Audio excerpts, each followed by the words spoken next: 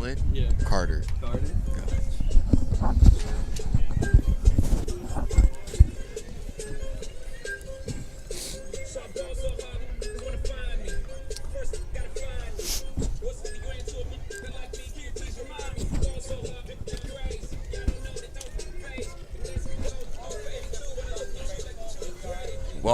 Welcome for everybody that may be listening, for everybody that may be watching wherever you are. We are here today in Dundalk, Maryland to see an exhibition between two good teams. On one side, you have the CCBC Catonsville Cardinals, and on the other side, you have the CCBC Dundalk Lions. Pitching for the Lions today is Antonio. Do you know how to say his last name? I think it's Gautreau. As a teammate, I should be able to answer that question, but I'm gonna go with what you said. Yeah. And then for the lineup for today, for the Cardinals, they have Ramirez out in center. Then number 17, Williams is out in left field, batting second. Third is Moises Aristi Jr. at short. Batting fourth is number 25, Tony DeAngeli. He's our first baseman for the Cardinals today. And then DHing is number 18, Miles Bowens, followed by number 22, Nick Sturgoy, I believe. He is third base. Then behind the plate is Valdez, number 8. In right field, batting 8th, number 10, Caleb Bailey. And then in the last spot, Orlando Perez Jr., our second baseman. For the Lions, behind the plate is Sammy let me just do an order. Hector Diaz out in center, leading us off. Julian Samonte at short. Then we got Sam Ritchie behind the plate, batting third. Isaiah Ice Coxon at third base, followed by Robbie Smith out in left. GT Magai DHing in the 6th hole. Sammy Kahn out in right. Mark Shelley at first base, and then JP Morales at second.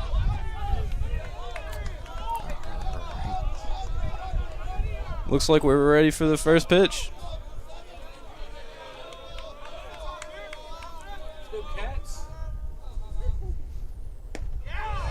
That's a strike.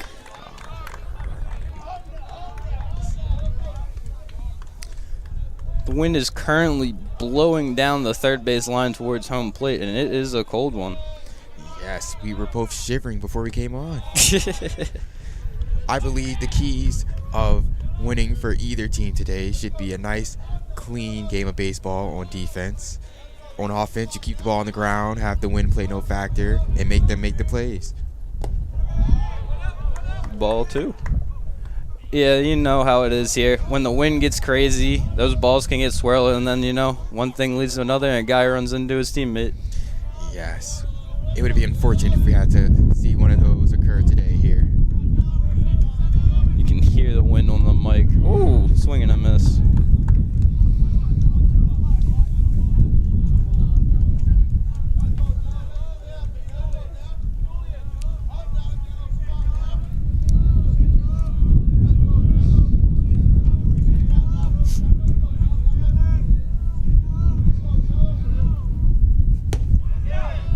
That's a full count.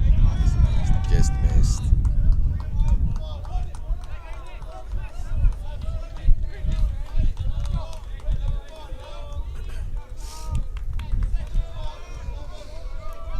The 3-2 count. Did that hit him? I think it might have hit him, but regardless, it was ball 4, so he goes to first base.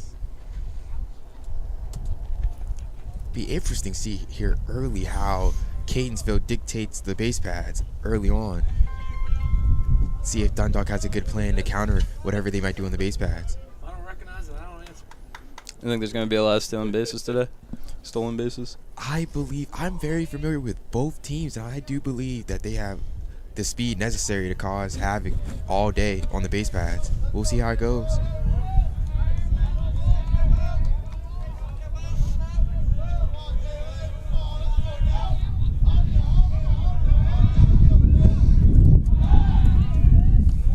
first base.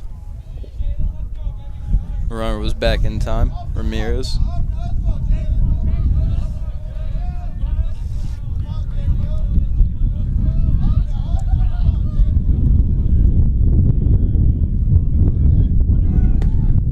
There you go. That's stolen base. Oh my God. Going out to center field. He's going to third. Not that great of a throw. Didn't pick up the ball. Gets to third standing up. Just like you said, wreaking havoc on the base pass. Yes. It will be good to see what Dundalk does as an adjustment. It is early and this is a long game, but not a good sign if you're rooting for the Dundalk team today, this afternoon.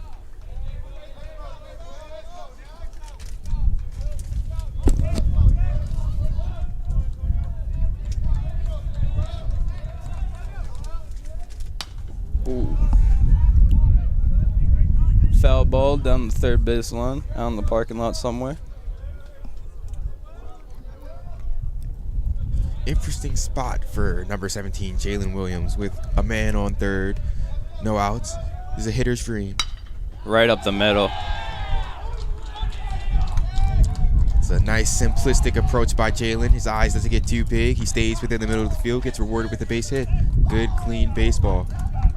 Love to see it. I guess you could say his dreams came true. Mm-hmm.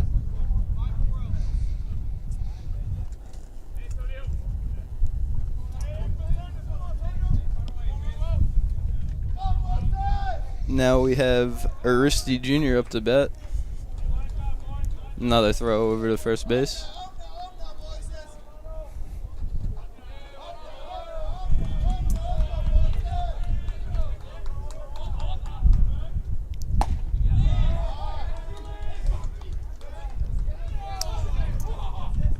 I guess he didn't swing, and that's a ball. Yeah, nice competitive pitch by Antonio. If he's going to miss, I'd rather him miss there. Another throw over to first. Runner back well in time.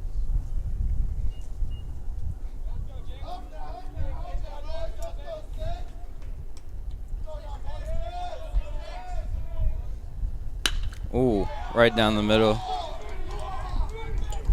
He laced it right past the shortstop. Another up the middle approach. It seems we have a theme here early in the ball game. Antonio left that one over the plate, and the hitter just squares it.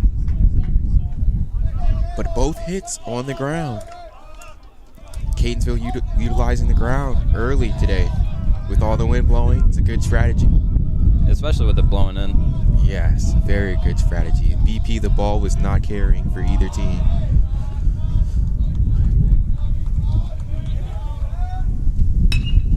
Oh. One right in front of the right fielder. One hop, relay to the first, to home. He makes it home standing up. Another single for the Cardinals. Catonsville with a good offensive showing so far today. 2 runs early in the first, putting pressure on the other team. It's a good formula to win.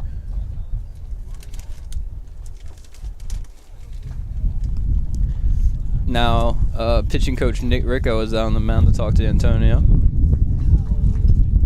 Try to calm him down as we have 3 hits and no outs so far with 2 runs. As a teammate of Antonio, I noticed over the winter, he's very detail-oriented.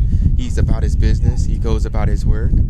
Hopefully he stays in the right mindset out there, continues to throw strikes, and the Lions behind him make plays to get him out the inning.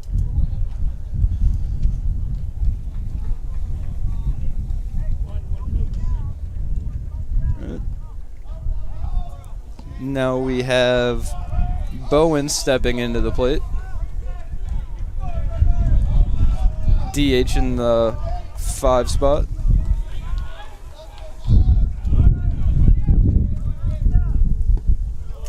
Good strike. It's a good counter pitch coming out of a pitching timeout. It's always good to start off the first one. The strike's always a good sign. A little change of speeds there on that pitch.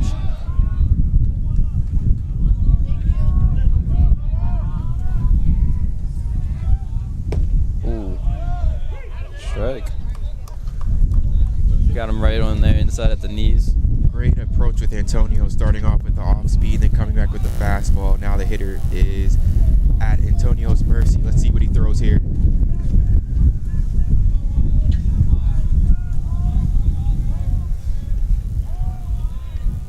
looking off the runner at second. Ooh, missed inside. Decent chase pitch by Antonio. Good stop by the catcher, number 7, Sam Ritchie. Yeah, Richie was set up outside there and it came inside on him.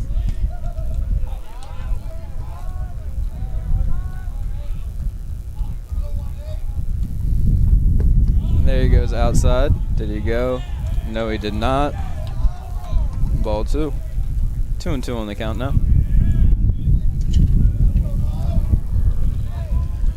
All right, 2-2 here. The hitter is still down 2 strikes, but the pitcher now probably has to throw something a little bit competitive to avoid the 3-2 count. That's his 1 step off. Is it 1 step off for batter? I'm not familiar with the rules yet. I'm gonna take your word for it though. I think he gets 1 per batter. 1 per batter. Change of pace rule? Anything else you step off, you have to throw it somewhere. Ooh. Either a pitcher to a base. Oh, down the first base line. What a grab by Shelley. Takes himself. 1 out. Nice defensive grab there by Mark Shelley. Runners advance, but he saves a run, and Dundalk has their first out of the game.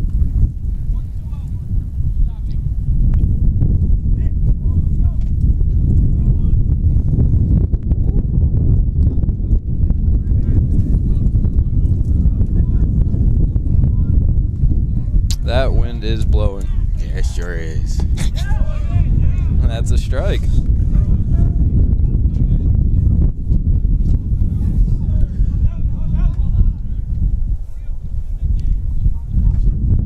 We have Sturgoy up to bat now. Probably butchering that name. Apologies.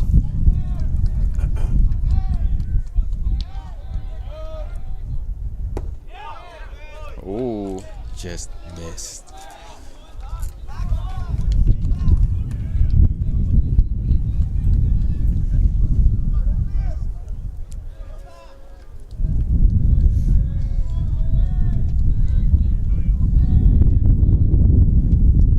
Ooh, big swing and a miss. Strike 2.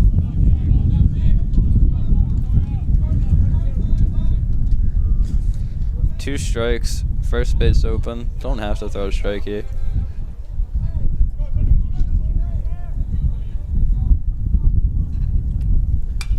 Oh, he fouls it off to stay alive. Interesting. Antonio went for a pitch in the strike zone there. I could have felt he could have used another waste pitch seek and made the batter swing, but no hurt on his part. Let's see what he does here.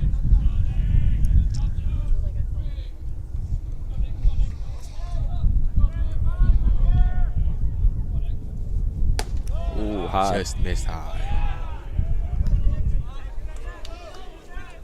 Good eye, 2-2.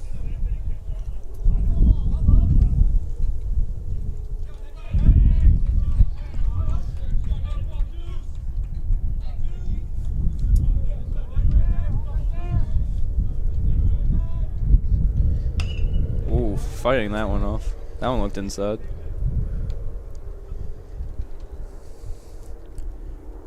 Got a lot of good at-bats by the Catonsville hitters up thus far. You know, they always say that early in the season is more of the pitchers' games because everybody's getting adjusted to being outside again, playing in weather. The pitchers have the advantage, but Catonsville doing their part, putting up good at-bats consistently so far this game. Yeah, this is Antonio's. Oh, just outside. Just missed. Full count now. First base is open. Runners on second and third. Umpire strike zone now, you know, is a little bit tight. Should be no problem for either pitcher, though. Yeah, Antonio pitched, I believe, it wasn't this past weekend, the weekend before. It was 3 1/3, and I think he had 9 strikeouts. Ooh. Just staying alive. Nick Sturgoy.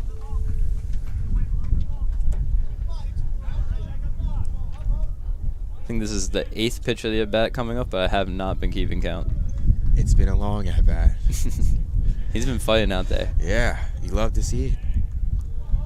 Bowed back from 2-1, now a full count.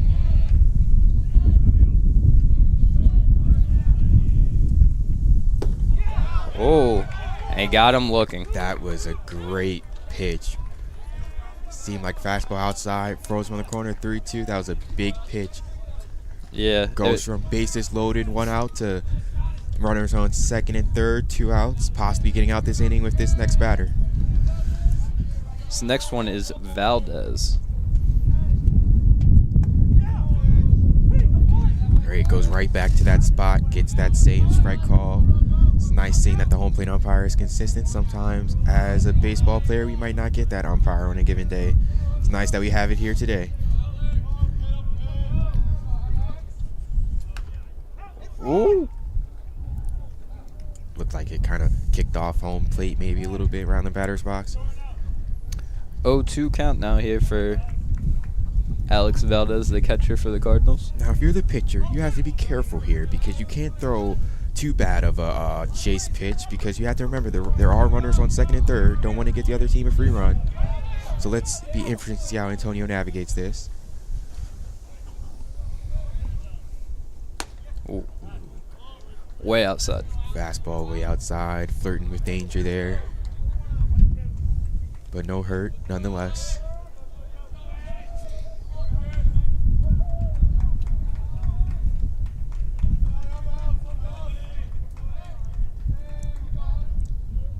Ooh, left that one over the plate. And Down the line. Oh, it stays in.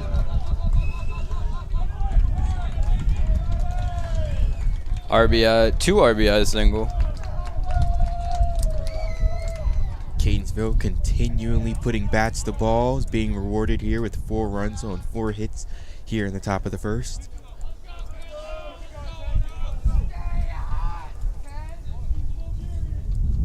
Go long, go.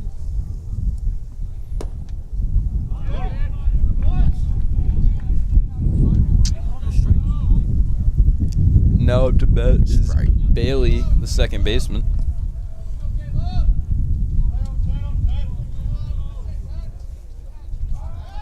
Throw back over to first base. It is safe.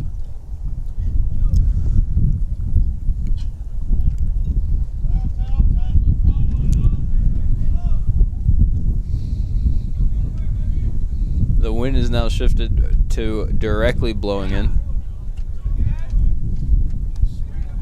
Swing strike.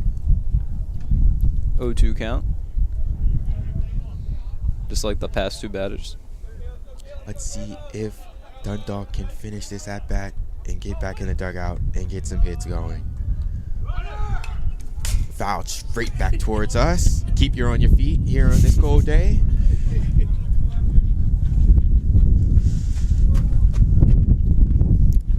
Forget the.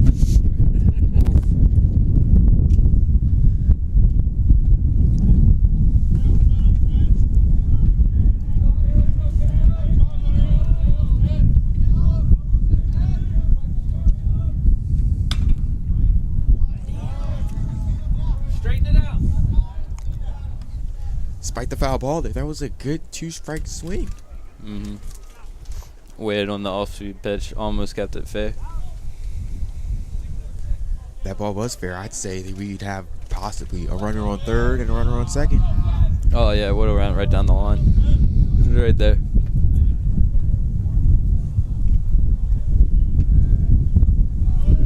The 0-2 pitch. Oh, no money. Throws over to first base.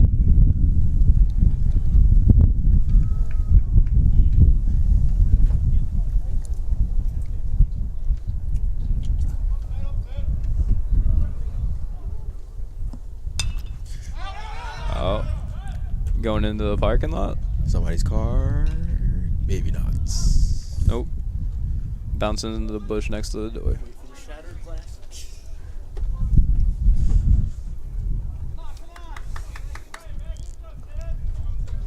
For all those of you that are listening, attending a game in the future, it might not be a great idea to park your car by the baseball field. Whoa. Wild pitch. Runner was leaving before the pitch left his hand. Stays at second.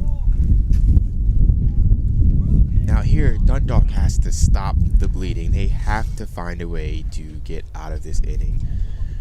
Baseball, a lot can happen over time, but it is not optimal to be down 4 or more runs going into the bottom of the first. So they have to have a sense of urgency here to get out of this, especially when the pitcher has done his job and got the batter down 0-2. Another thing you got to think about is Antonio's almost gone through the whole lineup here, and it's only a half inning. And most of the games are double headers, so you play 7 innings today. The single 9-inning game, ooh, fouled off another one. You know, the 9-inning games, you're going to need your guys to go the distance, and if your pitch count gets high in the first inning, could be a short day for Antonio.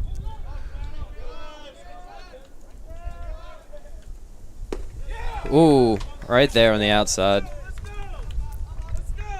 End of the first inning.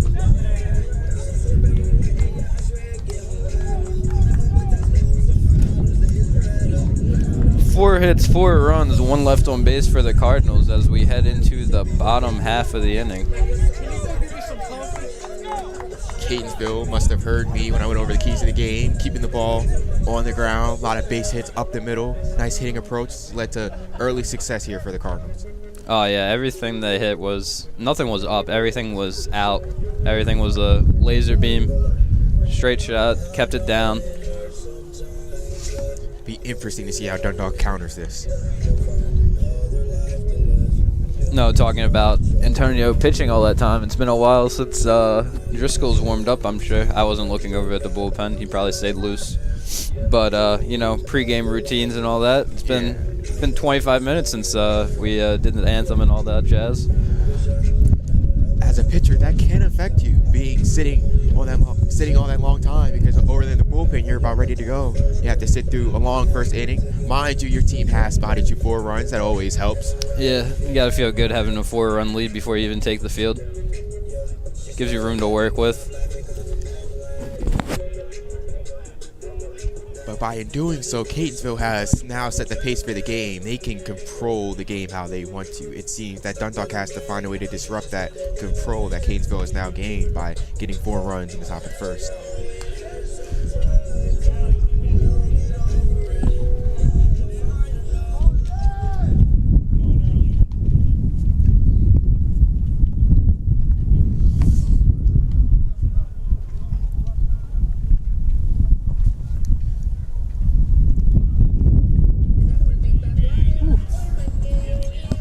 Now for the Lions, we have Hector Diaz, the center fielder, stepping up to the plate.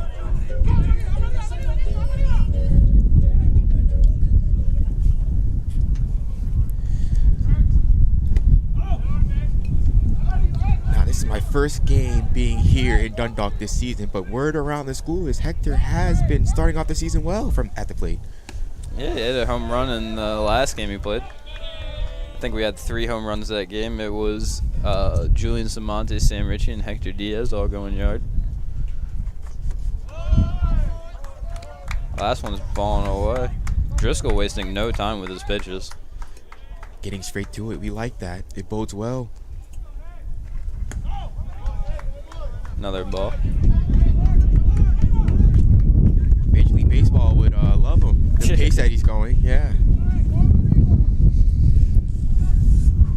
He just gets up there and throws. Another strike. Full count already.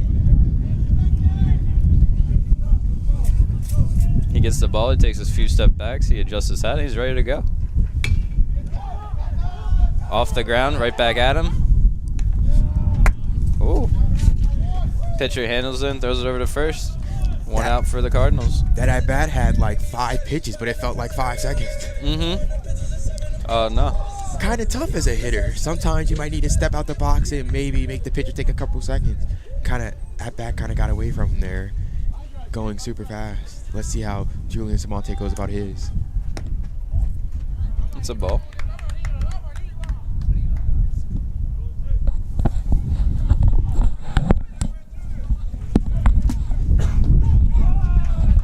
It's another ball.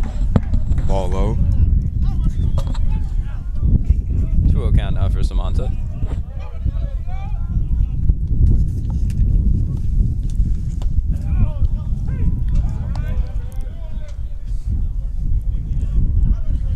One, two now. A little low, but the ump rules the strike zone. Ball 3.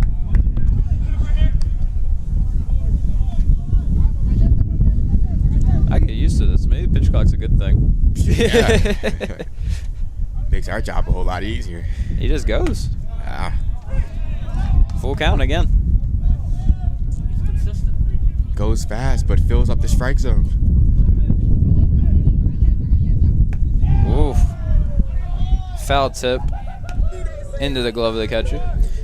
Now, if you're Dundalk, you see the last two batters. These at-bats have gone quick, although full, but quick. You got to find a way to maybe disrupt the pitcher just a tad bit. You don't want him to get going and then just him firing strikes in there. That's not a good combination when you're down 4 runs. Inside, right under the elbow of Sam Ritchie, the catcher for the Lions.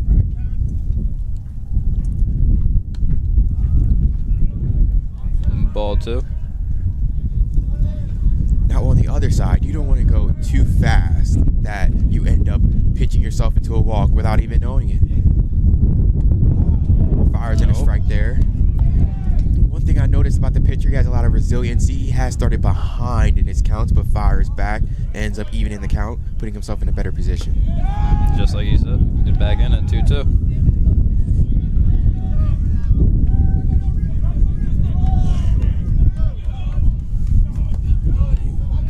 All these, it's been the same thing every time. He gets behind, he gets back, and then we go full count. Let's see if Richie swings at this pitch like the past 2 batters.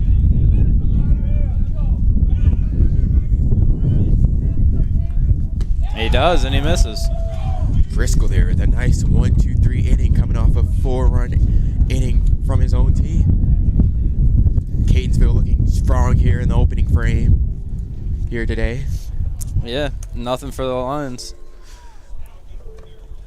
We had 2 strikeouts and 1 hit back to the pitcher that I threw over to third base. Or first base, sorry. You're a pitching coach. You have to love that quick work by your pitcher, getting in the mound, getting out, no unscathed, keeping that pitch count down. Great execution by Driscoll over this first inning. Well, yeah, he threw, what, 18 pitches, 6 to every batter. They all went the same. I mean, he had an approach and he followed it. It's all about staying in your approach. If you're Dundalk here, you have to disrupt whatever Catonsville approach is right now. You have to disrupt that. Find a way, whether it's walks, hits, you just have to find a way. That's why it's important to try to be able to be the ones that score first, because then you can dictate how the game starts. You might not be able to dictate how it ends, but you can dictate how it starts and go from there.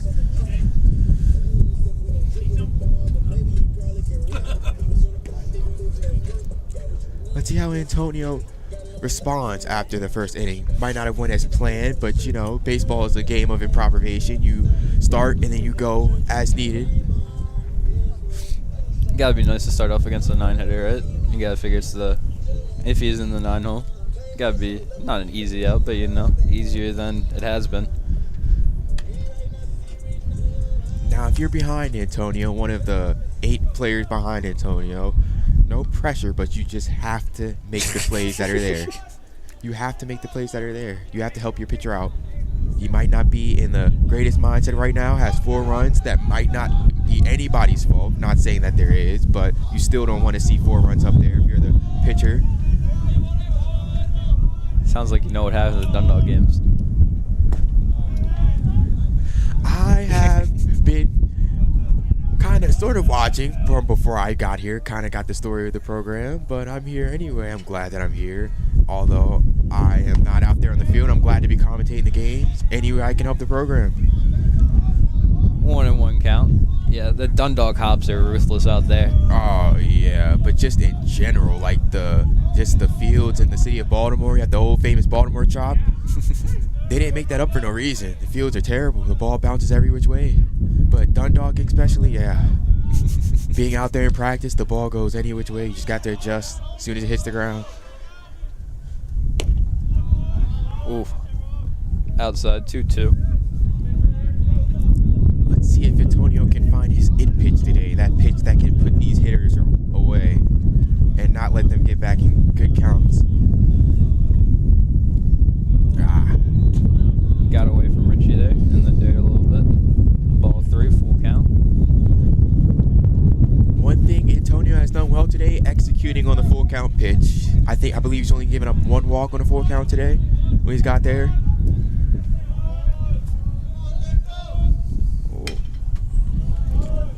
Foul ball into the parking lot over the first base side.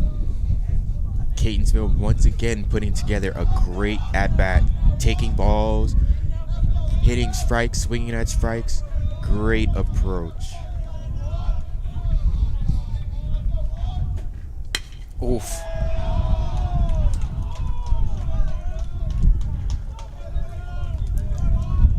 You're a pitcher, you just got to shake that off, tip your cap, and go on to the next hitter. There's nothing else much you could do there. You threw a pitch to strike him out, you left it over the plate, and he's smacked it up in the middle. Right to the center fielder, just a little slap single.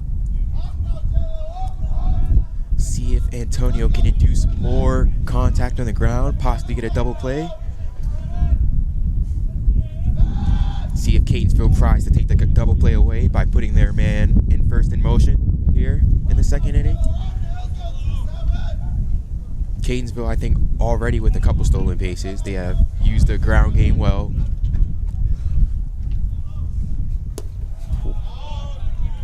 Ball in the dirt, down low, ball 1.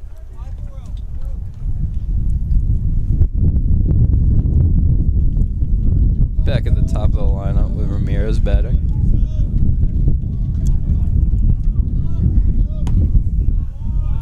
It's a great pitch there on the outside corner by Antonio. Great execution there.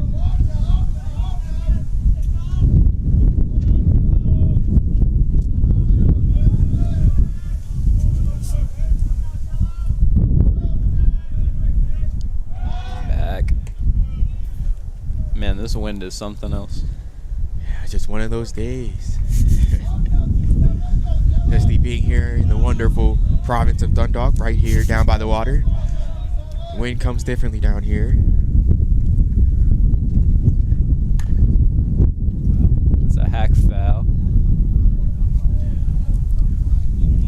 Antonio has his batter 1-2. Let's see if he can try to put him away right here. Catonsville has done a great job, notably with extending at bats, making the pitcher use more pitches. Let's see who wins out here.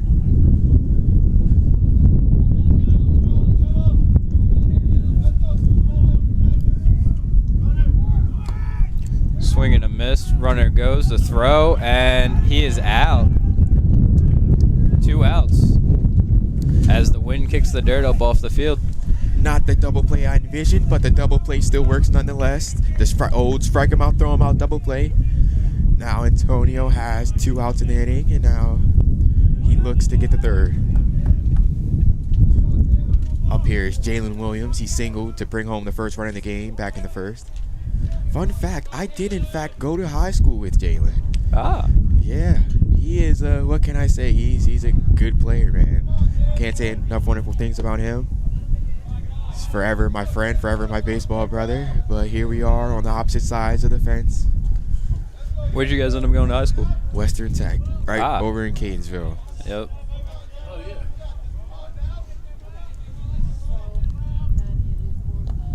Ooh.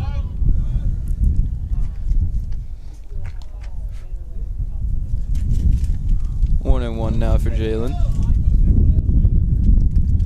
Oh, 2-0. Sorry about that.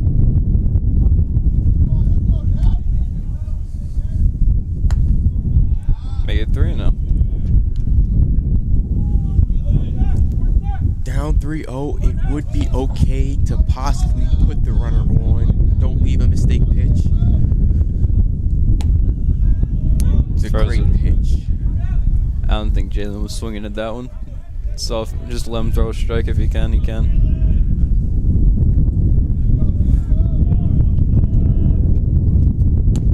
Ooh. Right. Now we're in a full count.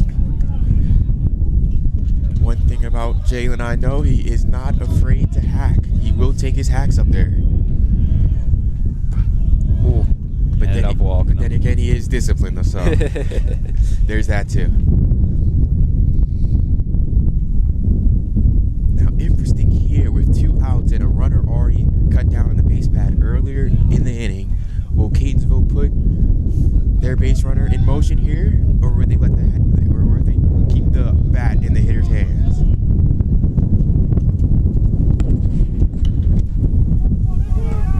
That one's up in the air. The wind blowing. Think it blew that foul out the park? Yeah.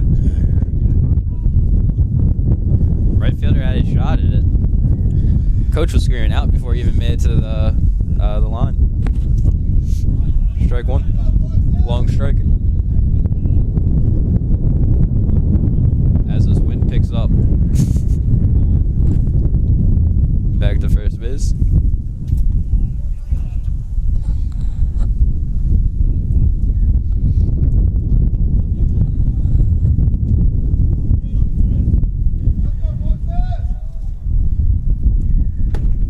Ooh, swing and a miss for strike two.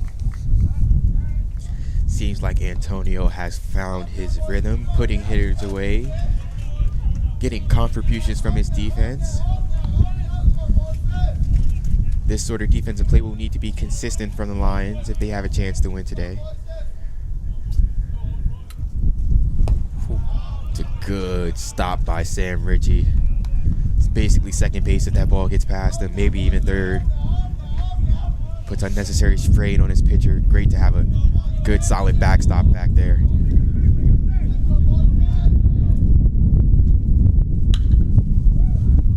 Samantha makes a diving play, but it gets in between the third and shortstop gap. Nice easy single. Yeah, just another scenario of putting bat on ball, fighting with two strikes. As a pitcher, there's not much else you can do. Sometimes you make your best pitch and they just execute better. Antonio needs to keep firing strikes in there. He's all right. Yeah, there's been a lot of... That one wasn't a 3-2, but, you know, 2 strike hits here for the Cardinals. Just got to put batters away. Ooh. Breaking ball got away from there. Yeah. Might be a little part because of Mother Nature and its bitterness. Yeah, blew on his hands right after that one. Didn't get a good grip, I'm guessing. The wind picking back up. That one's out. Wind doing no favor for the fly balls here as it blows everything out.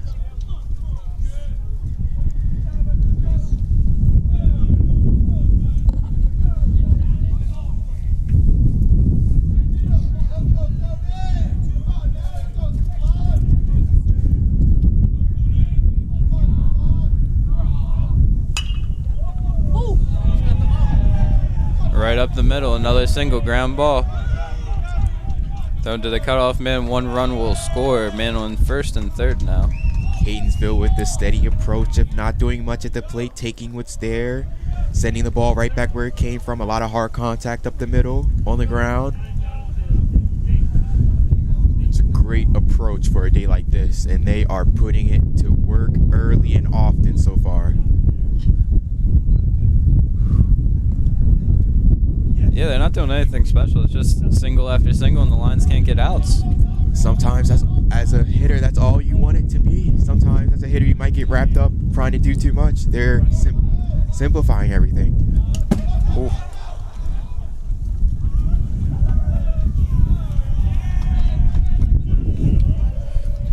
Pitch right there, getting away from the pitcher, going to the backstop, and the runner on third will advance home. Now, if you're Dundalk, I know it looks rough here, but you have to keep the mental part of the game first. You have to keep your head out there. You have to be able to make your plays when they're there. You need to just stay cool, stay level-headed, and get out this inning. Don't need no further bleeding here. Yeah, all you need is one more out. Oh, popped him up. It's just out immediately. Right behind us.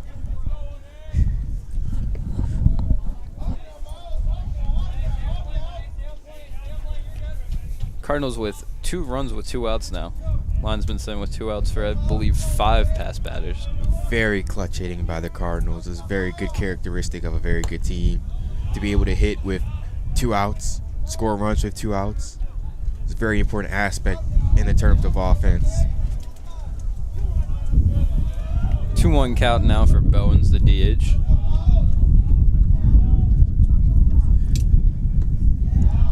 And a ball at his feet. 3-1.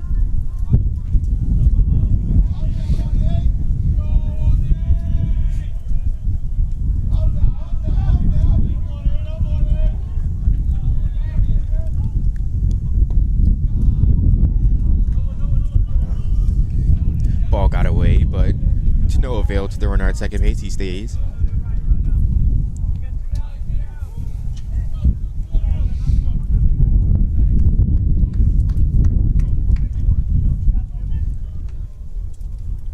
Seems like we have some early action in the bullpen for the Lions.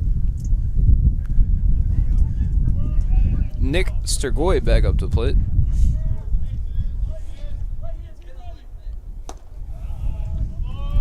Ball one. Runners on first and second with 2 out sales here still.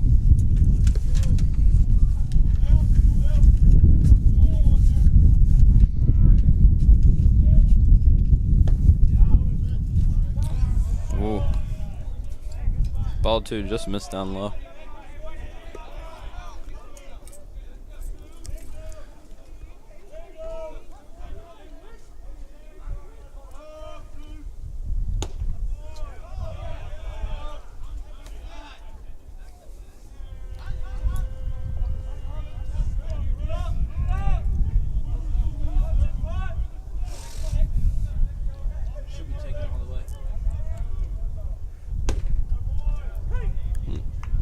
Taking that one all the way, 3-1.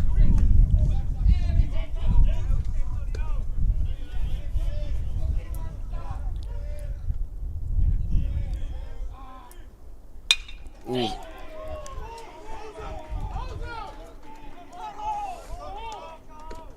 Good throw from Robbie Smith out in left field to hold the runner at third. Was a nice hard piece off the bat.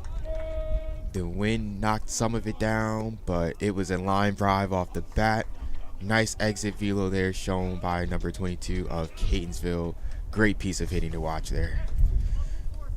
Got a pitch in a hitter's count, did not miss it, and ate it accordingly. All right, now this base is loaded for Alec Valdez. Oh, we have time. Catonsville with yet another RBI opportunity on his hands. It's been early in the season. It's been early this season. It's only March the 7th, but the Catonsville bats seem to be up. Oh. Pitch and change. Backer is heading out to the mound, so it looks like Antonio's day is done. His bases are loaded. Is that Hunter out there? Hunter 26. Wright? Yes, Yep. Hunter Wright. 25 for 26. Tough day at the office for Antonio, but I know he will bounce back in the best way possible. Can't hang your head out on one game. It's just one of those days. Everybody has them. Nothing to hang your head about. Just one of those days you say, it was a really cold day. I'll get them next time and move on. No big deal. For those of you planning to attend, these teams do face each other on Thursday at CCBC Catonsville, so we will be having round 2 of this coming up shortly. I know I'll be there. Will you be there? I might have work, but I might make the trip over there. There you go.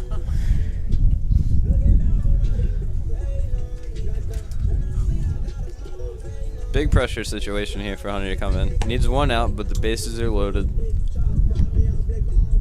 Key for Hunter here is just throwing strikes. You can't allow them to walk in a run or multiple runs. You have to throw strikes and make the hitters beat you here. The only problem with that is the hitters have been beating us. Sometimes they're gonna do that. Sometimes the hitters are gonna win. Sometimes the pitchers are gonna win. Huh? That's why we watch the game.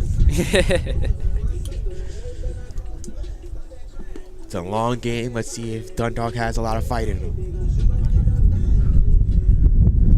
This wind has a lot of fight in it, that's for sure. Oh yes, this one has been relentless since before the first pitch in BP.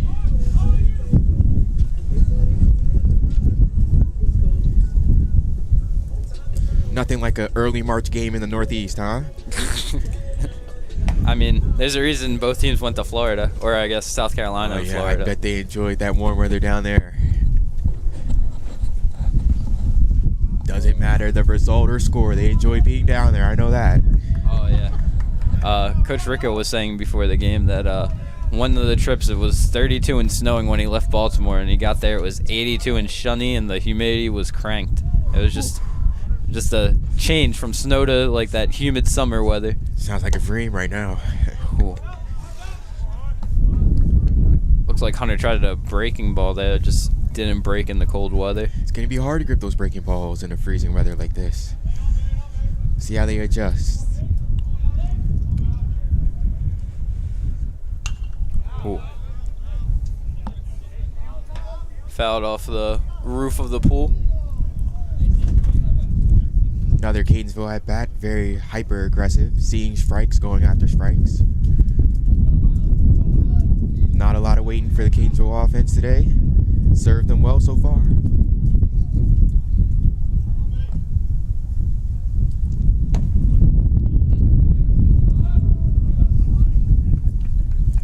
Being in a high pressure situation like this, Hunter does not have the time to normally just adjust. He has to adjust faster, doing that the bases are loaded. He has to work fast.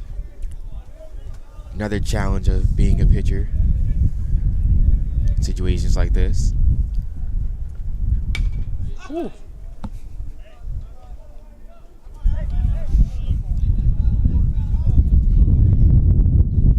Two breaking balls haven't quite broke onto the plate. The two fastballs have been fouled off to the right side over the first base dugout. As the wind blows stuff off our table here. Oh, swing and the miss. Let's go, Hunter. Get out of the inning. Do your job. Great pitch, high pressure situation, handled it well. Big showing by Hunter right there, getting Dundalk out the inning as we go to the bottom of the second. Yeah, 4 hits, 2 runs, 3 left on base for the Cardinals here as Hunter Wright came in and shut the door on them. No pressure here for the Dundalk offense, but they have to maybe start cooking a little something on the base pad. They have to try to break the pitcher's rhythm. Pitcher threw about 18, 20 pitches, felt like in about, what, 1 minute last inning? Yeah. We are 52 minutes into this game if we started at 3 like we were supposed to, and I think he was out there for maybe 10 of them, if that. That's very quick work done by the CCBC Catonsville pitcher there, number 26. Sean Driscoll.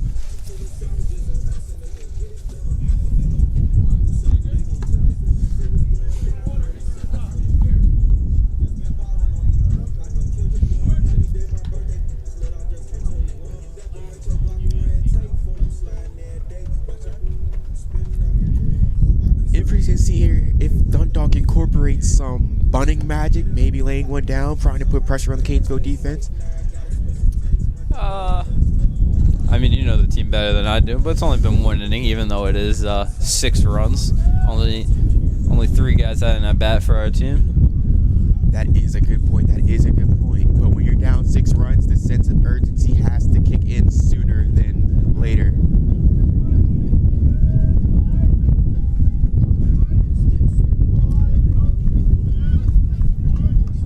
Now we have Isaiah Coxon, Ice, stepping up to the plate, playing third base today. Now, Ice is an all-around stud at the plate. He gets it done from both sides, metal and wood. Let's see what he does here.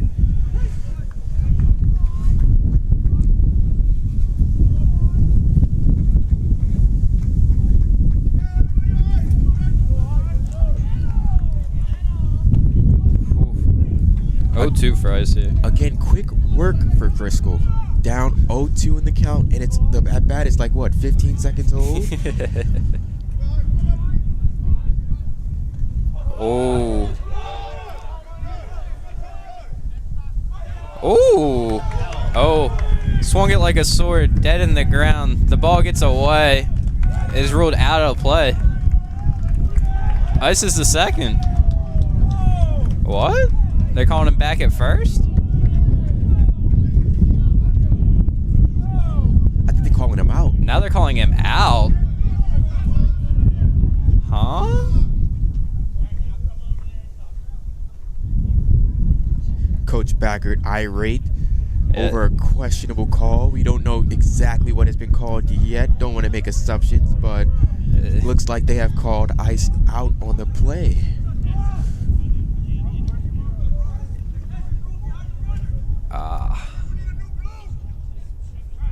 Dundalk bench chirping here early in this game. Yeah. Backert was heated there, crossing home plate, the umpire instructing him to get back behind the line, and then Backert telling him to get right over here. Ice is now ruled out, and what makes no sense to anyone here, but the Cardinals will cheer it on. I don't even know how to input this. I don't know what the ruling is. The ball was deaded into the ground right in front of home plate. Ice taking his time to get off the field. I don't blame him, frankly, because I still have questions about what just transpired here. As DeLuca throws ball one, he wasted no time. The ump said go, and he threw that pitch. Sucks that happened to Dundalk too. They just needed some sort of chaos play to get something started. It's a bunt attempt by Robbie.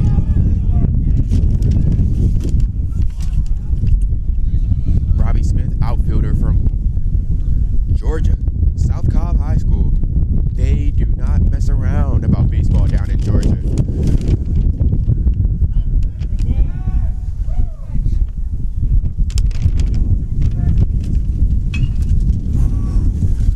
Robbie, foul off by Robbie. Another prototypical power speed guy, has popped to hit the ball out the ballpark a couple times in a given day.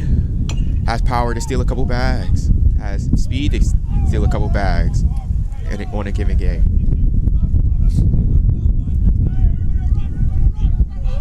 Interesting to see if he can in fact get the inning started off. Just shot just over the second baseman's glove. Just missed it. The age-old saying, if he was like an inch taller, he would have had it.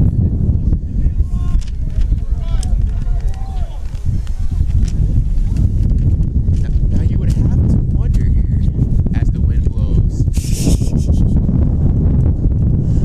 Woo.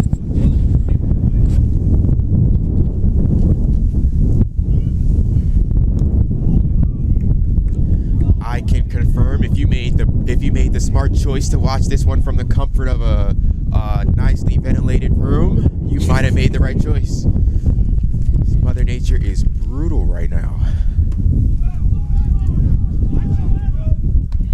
The plate, you have GT in a nice hitter's count 2-0. You'd have to wonder if ice had not been called out on that play, what would Dundalk have cooking here? They'd have something cooking. What did this ump just call? I think the ump might have called a balk. A balk? Or he might not have come set. That question might have been lingering in the back of my mind if he started working a little too fast, if that could be an issue. We'll have to watch out for that as the game goes on. You don't want to work too fast here.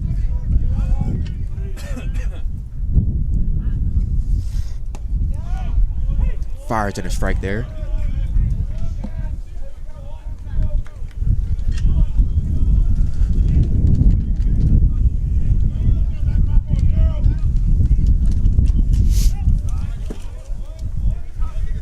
GT fouls the ball back.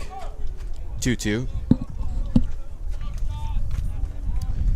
Now GT is very known on social media, is sponsored by a lot of brands. It puts out a lot of TikTok content. I recommend y'all go check that. I guess that one was down low there. Was it G-Trix on everything? I think, yeah, G-Trix. G-T-R-I-X. Guy Trickster. If you don't know what GT stands for, the ball gets away from the catcher there. Now, you don't want to let the mental thought kill you here, but you would have to wonder if ice wasn't called out on that mysterious play to which the scorer and us two commentating still do not know what was exactly called. What Dundalk might have been able to do this inning, despite how many runs they may or may not score. Do you think the only thing it could have been interference or out of the base path, right? I think. Right, so either the way the play unfolded, yeah. Either when the third base threw it to first, ice obstructed, which doesn't make sense because it was on the outside side of the line, the throw, and then it looked like he touched first base when he crossed to me, so that's why the confusion. But I guess one of the two calls could have been made. So we're in an 0-2 count now for Sammy Khan, the right fielder. If they let us do press conferences in JUCO ball, that might be a question that might come up later. But apparently we don't get that luxury here in JUCO ball, so we're just going to roll with it.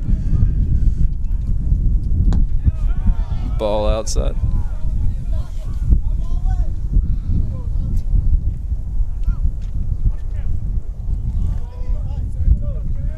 1-2 for Sammy Khan here.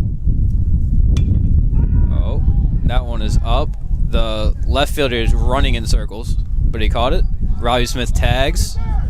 The ball does not make the throw to the cutoff man as it dies in the dirt instead of bouncing. And the Lions get on the board here. It's a great at-bat, not doing much. It's already challenging enough for the left fielder, Williams, out there to crack that ball in this hurling wind. Oh, that, not to discredit him. What's that? 2 outs? Oh, yep, we have 2 outs, yes. Yeah, not to discredit him, but he took a step forward to his right, then back to his left, and then he literally ran in a circle out there. The wind is swirling, and fly balls are crazy. Don't want to sound like a know-it-all, kids, but for those of you that might be listening, first step in the outfield is always back. Mark Shelley fouls that one off there. 0-2 count.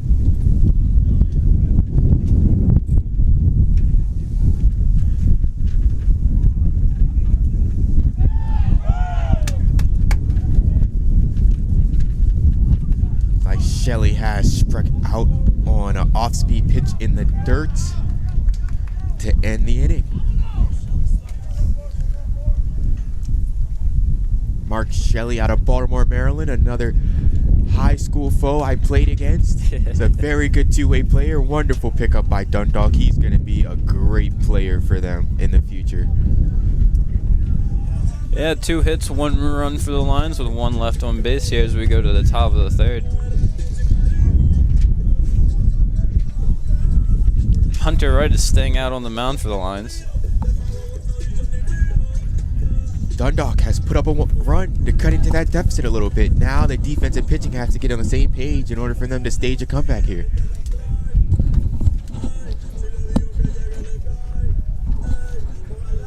Because the unknown factor is here in Dundalk. We have no lights, so that not only are they fighting CCBC Catonsville, they are fighting Mother Nature too, and the sun.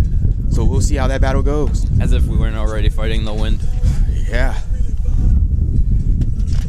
And you know what they say, pressure makes diamonds.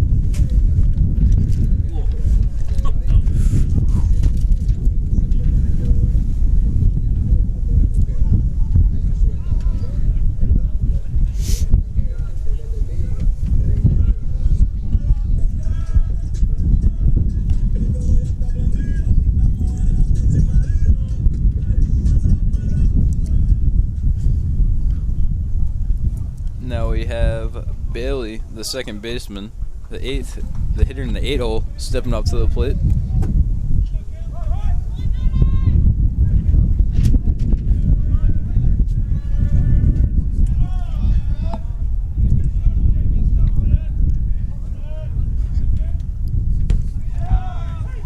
Good pitch there by Hunter. Hunter, if you're watching closely, Hunter, that's his bread and butter, that over-the-top breaking ball. That's where he makes his money on the mound at. Be interesting how he pitches that pitch. Throws it again. He's got it now. Yeah.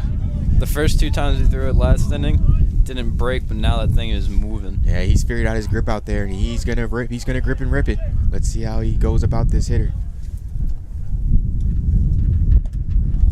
3rd straight curveball missed up. That wasn't a bad miss either. Was it?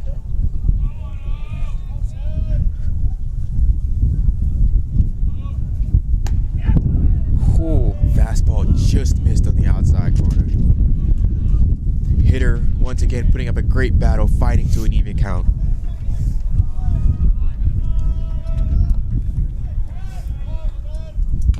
Ooh. Fights off the curveball there. Great adjustment.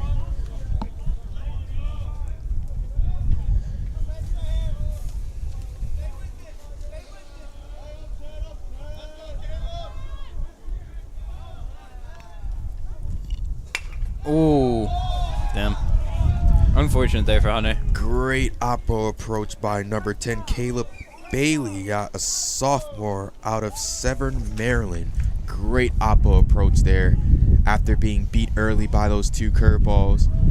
Stays on something sharp, fights it the other way for a base hit. Well done there.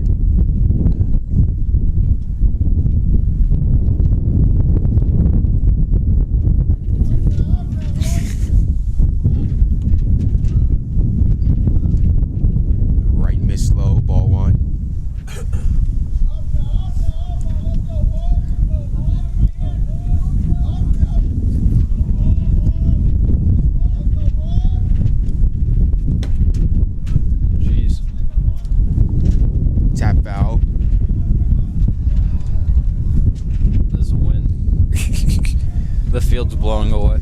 Ooh. And right at us. Yes, not pleasant. The whole press box turns their back to the field for a second.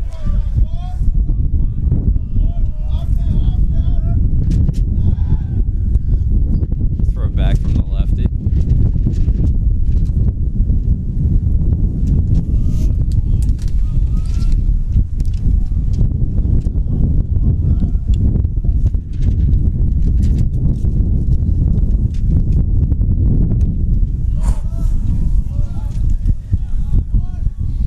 Ball just outside there.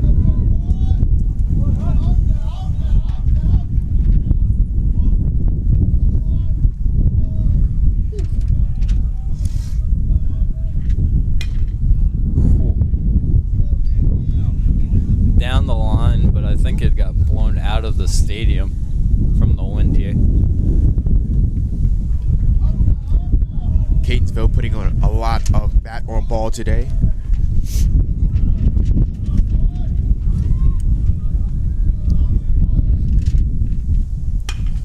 Oh, ground ball. Samante to second. Safe. Beat the double play. Who's Just that? by a Perez. step. Perez is fast enough to beat that play there. Unfortunate for Dundalk, but you get one. Happens when you hustle out the box. Never know what happens. Ends up being safe at first. Dundalk gets an out. Catonsville gets a maybe, probably not to insult Mr. Bailey, but maybe a tad bit faster base runner. It sounds like a fair play to me. Yeah. I mean, he beat the play to first. Oh, right steps off. Throws it back. Perez was there in time.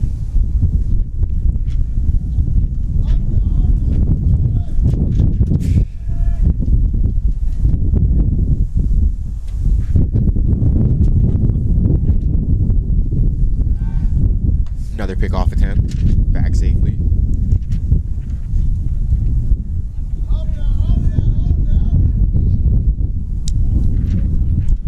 You know, we have a window in front of the fence for the camera, so you don't have to look through a chain link fence. I think we need a whole plexiglass wall as this ball is hit out to, I don't even To left field, Robbie Smith with the juggling catch. No, it's bobbled in out of his glove. Might have hit the ground. Tough to see. The way the field reacted, I thought it was going to center, and then it came charging in the left fielder down almost to the dirt. It's a tough play for an outfielder on a day like this where the ball is getting knocked down. If you're not in the exact right position, you're just going to have to get on your horse and hope for the best. There, Robbie Smith in left just didn't have it there. He had a long run. Robbie, the whole outfield is playing a decent bit back, and for the ball to land almost on the dirt. Yeah, it's a tough spot. An outfielder myself, it's a terrible feeling. You know there's probably nothing you can do to get to that ball, but you still want to get there anyway. Especially with, again, the wind, if we haven't mentioned it enough. Yeah. The wind might be the MVP of this game. Oh, boy. Well, it's just like that. You say, don't let the wind affect. Everything's been down, down, down. The one time they leave it up, it falls in. Everything's just going the Cardinals' way. The only thing more consistent than the wind has probably been Catonsville's bats thus far today. Jalen Williams steps to the plate.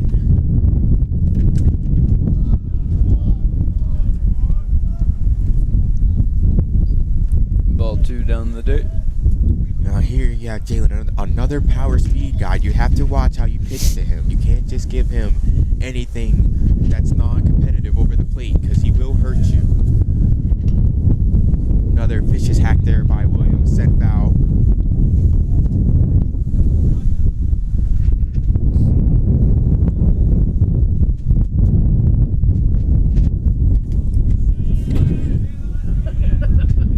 You know, we haven't had a lot of snow this winter, but today really makes it feel like this is like winter weather. Yeah. And we're playing baseball in it. Tapper out to short.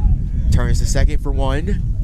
Oh, we get the In double play. time. Let's go. To first for two. A very clutch double play turn by the Dundalk Lions middle infield there. very timely to get right out of that inning. 6-4-3 double play to end the inning.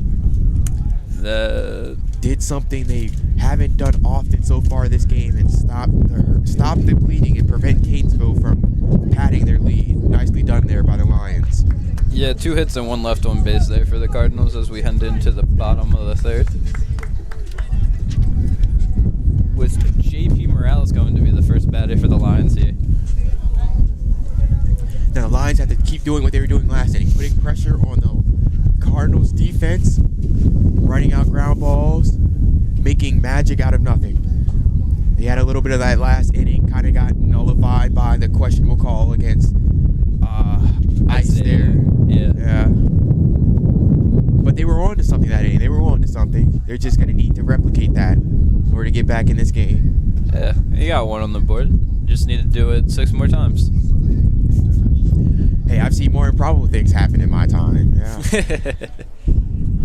All you need is a funky fly ball that spins around and falls down out there, and then you can get some things started. Maybe some luck here and there, maybe a walk, who knows.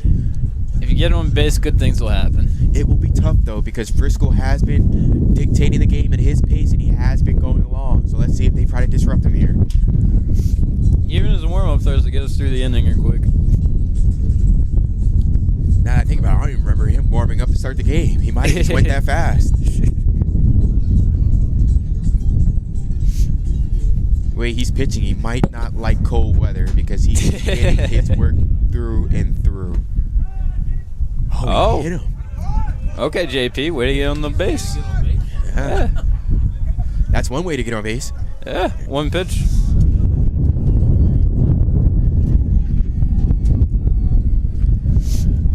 Now we're back to the top of the lineup. Hector Diaz. See if Hector can get something going here. Ooh. Foul tip into the glove there. Try to slow things down from his last at-bat. Kind of went by a little bit too quickly.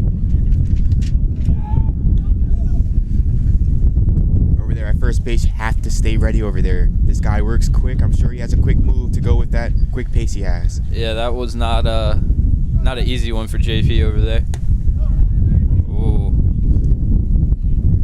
Got him right on the inside there. 0-2 count. Hector down 0-2. Let's see if he can fight.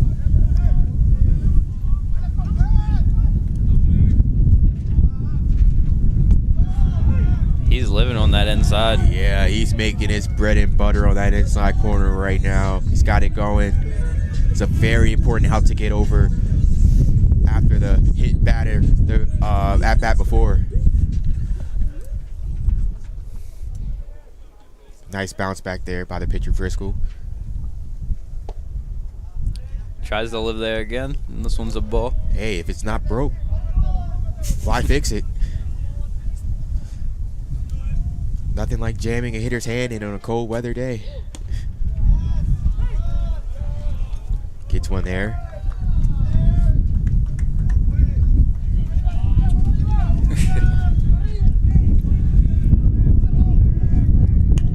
Ooh, up the middle, just not hard enough. Gonna be a double play here.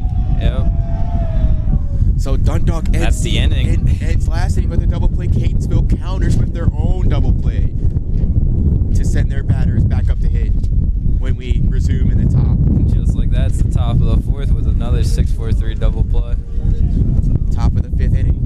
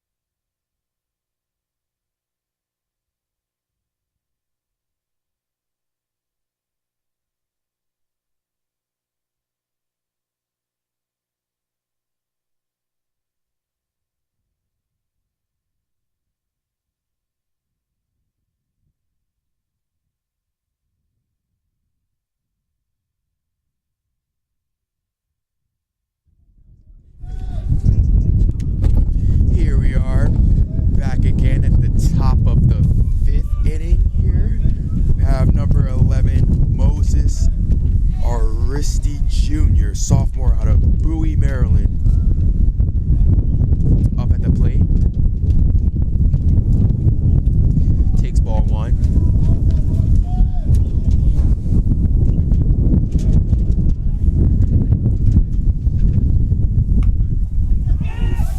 It's a nibbler the other way.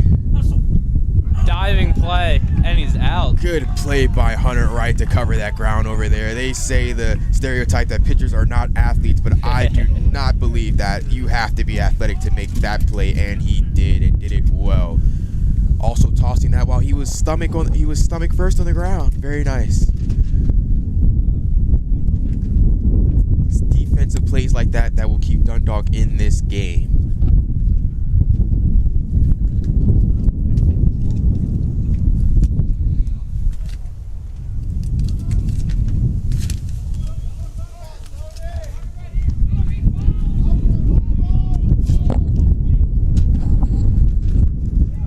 Plate number 25, Tony D'Angeli. Takes strike 1. Tony being from Columbia, Maryland, going to Atholton High School.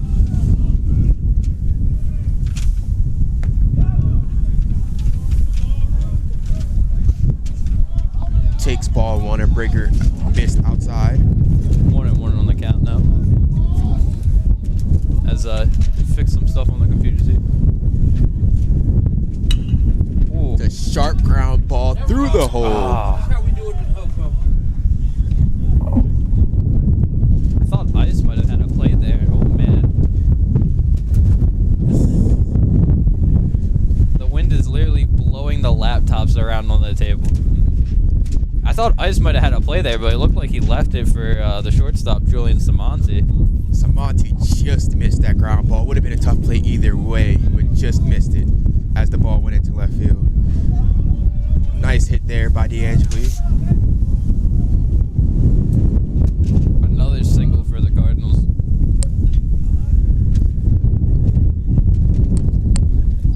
Bowen's back up to play the DH.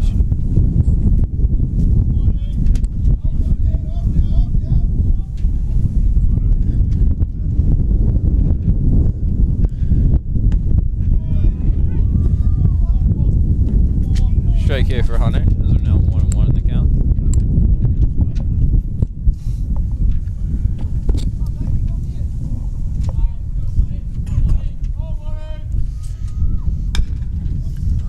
Ground ball foul over to Shelley at first. He retrieves it, sends it back to right on the mound.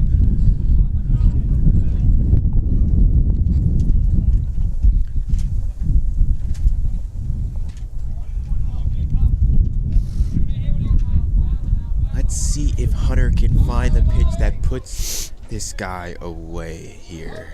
Catonsville has done a great job battling in counts that aren't in their favor. Let's see if they can do it again here. Throws it back to first base. D'Angeli standing up, makes it back in time.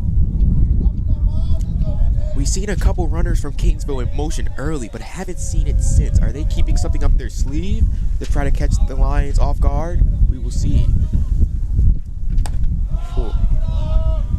Ball. I mean, you're up 5 runs. Don't need to give them any outs away. It is true.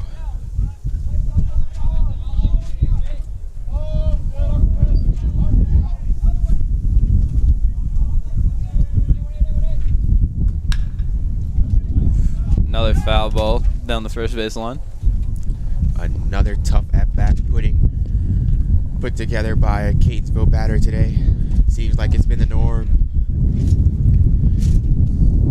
Yeah, I think there's only been 1 strikeout, if my memory serves me correctly, for the Cardinals. Everything has been put in play. On a day like this, that's very impressive, because it has been freezing up here, so I can only imagine how it feels to be down there. At least they have the sun. Ah, yeah, the sun. Oh, there you go. Speaking of. Yeah, don't want to jinx anybody, but there goes a strikeout. I have no problem jinxing the Cardinals. Oh, you don't want to wish bad fortune on anybody. The game is hard enough. But I get what you're saying, though. Hey, first time with the headset on, you gotta have the announcer's luck somehow, right? Yeah, I guess.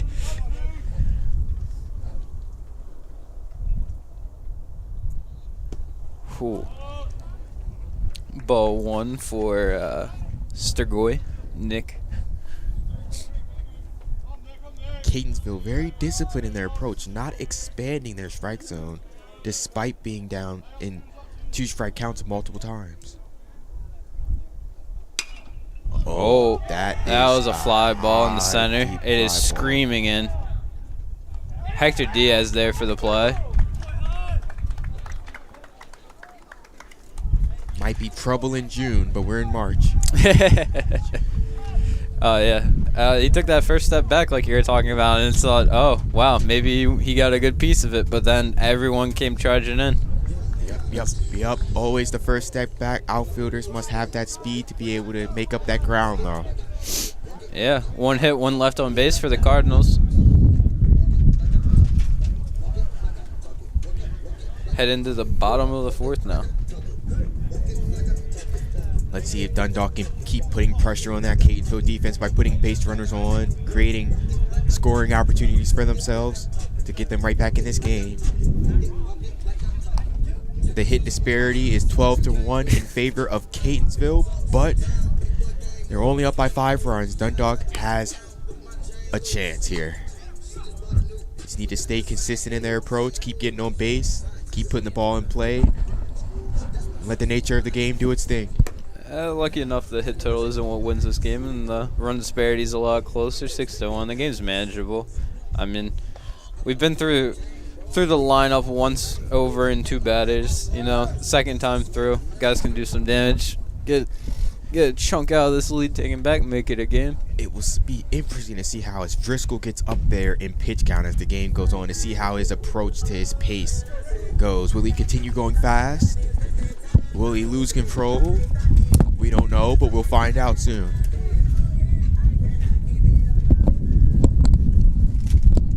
Well, you know, you can't pitch all game. Another pitcher will come in, surely, if we go all 9. Ooh, almost hits the batter again. Say what you want. He has been living on that inside part of the plate all day.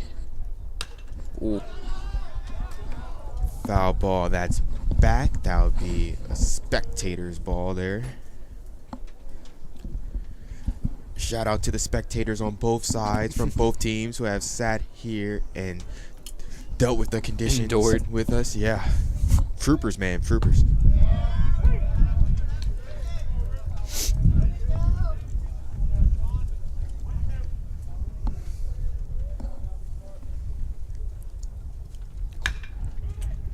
Ooh, right down the 3rd baseline. Just foul there. Good approach to fight off that pitch. Now, just so often, Driscoll's back on that mound ready to toss it. Ooh. That was a good one to hit, and he fouled it off. Yeah.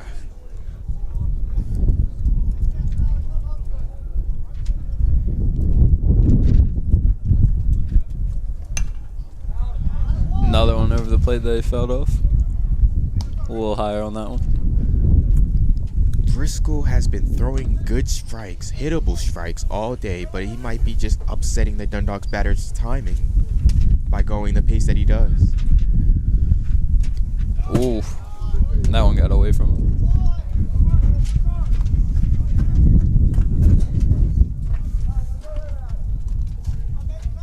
Two and two the count now to Sam Ritchie. Ooh. I think that's had some movement to it. Kind of missed the barrel there. Yeah, that one looked like looking for a fastball call with off speed. Yeah. Nice change of speeds there by Driscoll. Continuing his dominance of the Dundalk lineup so far. Only allowing 1 hit, 1 run. Back up to the plate now is Isaiah Coxon with a swing and a miss for strike 1. Now, if you're the Dundalk hitters, you have to make Driscoll stay in the strike zone. You can't give him anything outside of the strike zone. You're feeding right into his hands as he has ice down 0-2. I was down 0-2 last time before he put that ball in play. Still don't know what happened there, but Hopefully it doesn't happen again. Ball 1. 1 and 2 on the count. Do we have a score for that official play, or we're just winging it, sort of? Winging it, sort of, I guess. I mean, coach might have told whoever's doing the book. I think Ray's over there doing the book. I don't know what it was officially ruled. Some fouls it back there. Good thing no one parked right there.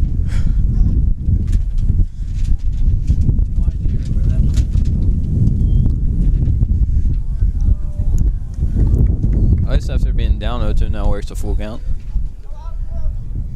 It's a trait of a good hitter to be able to battle back from being down 0-2. Let's see what Ice does here. Ooh, good smack to the first baseman, though. Makes it there unassisted. That's 2. Ice hustling there out the batter's box. Although he was out, you have to respect the effort. You love to see it. It's always nice to see people hustle in baseball sometimes. We get caught up watching Major League games. They have the big league swag, but not the hustle. Love seeing it. Driscoll wasting no time as it's 1-0 to Robbie Smith. Again, Driscoll rolling through another inning of work.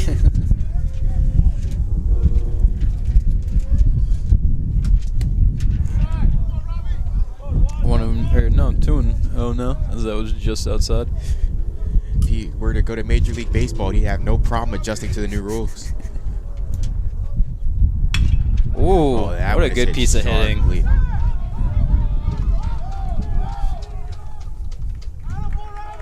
Robbie getting a double, as I think that's the deepest we've seen a baseball go all today.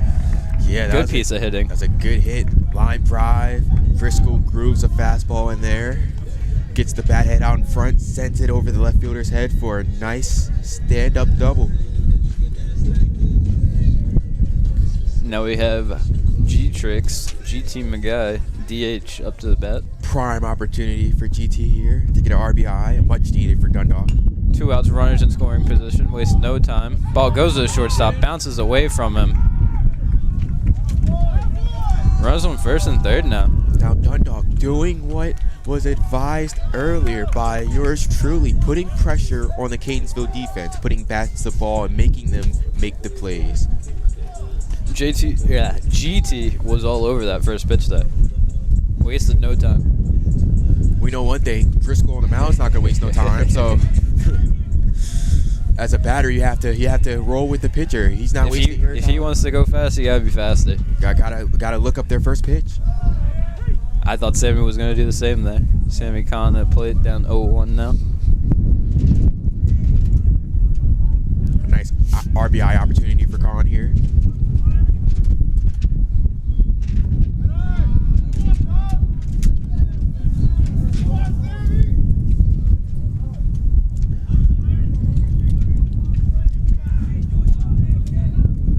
Ooh. That's a strike, but the catcher did not catch it. And runner will score for the Lions. GT advances to second. Now don't look up now, but the Lions are creeping back into this game slowly. Still have a chance to add on here. Can't look too much further than where you are right now. Khan has a prime opportunity to knock in another run here.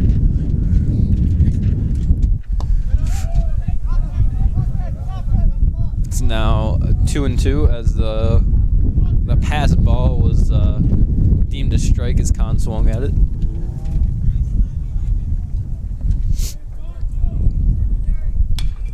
Ooh. That one might be out. Everyone's chasing it. It is out of play.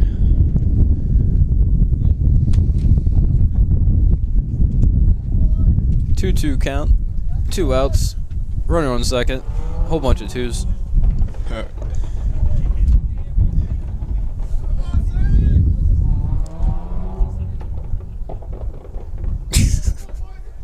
Is that a dirt bike or someone's car? I hope it was a dirt bike. That's somebody's car. Their car is in trouble. Ooh, Driscoll wanted that one. Walking away to his own dugout there. He really wanted that one, but the ump wouldn't give it to him. Now he has to throw another one, 3-2. 3-2, 2 outs. Oh, fouls it off. Great fight there by Sammy Khan. Just got a piece of that to stay alive.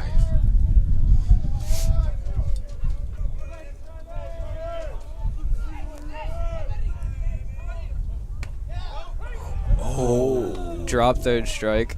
Has to run it out. Oh, that was close. Tough pitch to take there if you're Khan, but Dundalk did get a run out that inning, so they did their jobs there. Creeping slowly back into this game. Let's see if the defense and pitching can stay consistent so they can mount a formidable, unforeseen comeback here. Here in the home opener here in Dundalk, Maryland.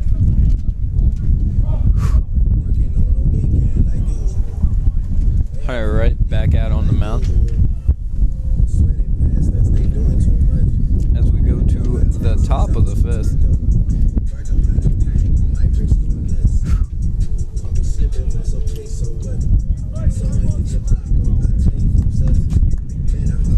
We'll join you guys when the game returns to action.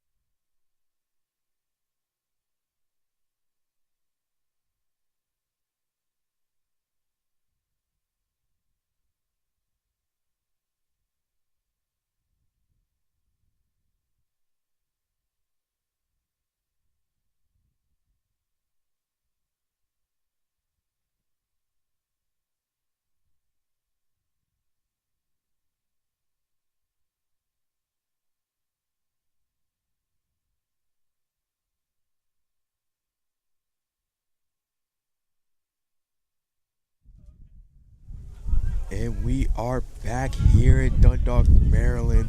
We have number 8, Alex Valdez, leading off for the Cardinals here in what should be the top of the 6th inning? Fifth here, my bad. Yep. Valdez swings and fouls one off towards the Dundalk dugout for strike one.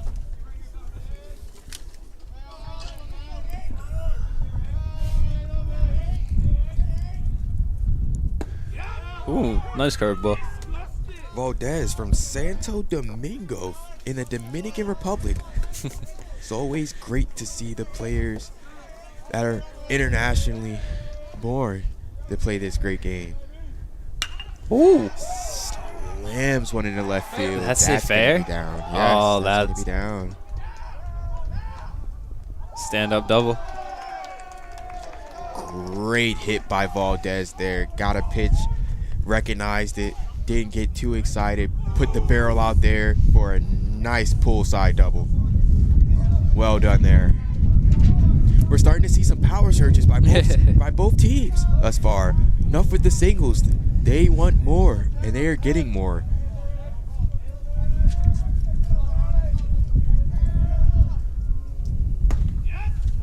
Another curveball dropping in there for Honor. Have number 10, Caleb Bailey up.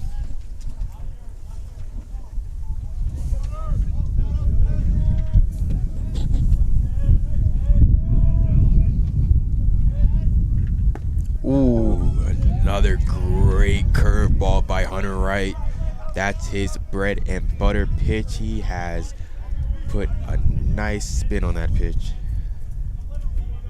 It's tough, man. It's tough sitting there in that box against that pitch. Another one. Chases in the dirt. Dropped. At first. No play at second. The runner stays. One up. Great follow-up by Wright, giving up the double, coming back with the strikeout. Great resiliency there shown.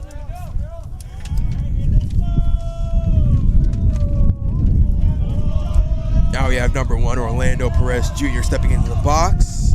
Sophomore from the Virgin Islands. Virgin Islands sounds about good right now. Any island sounds good. Yeah.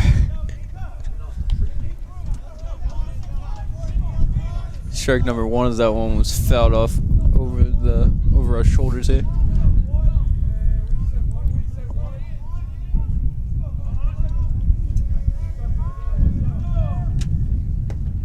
Oof.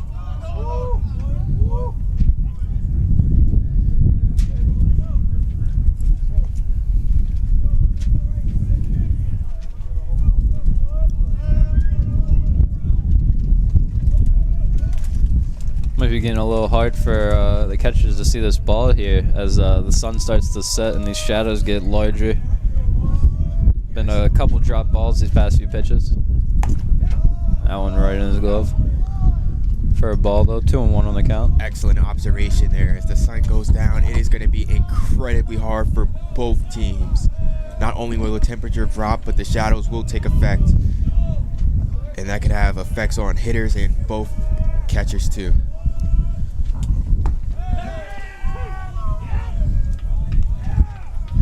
Another great breaking ball placed there by Hunter Wright, putting the hitter in a very tough position to do his job.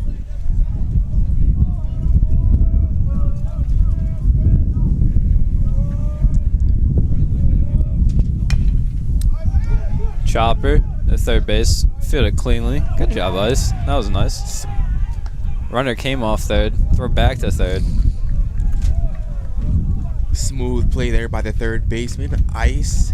Getting a nice high chopper there, fielding it cleanly, tossing a smooth dart over there to Shelley at first.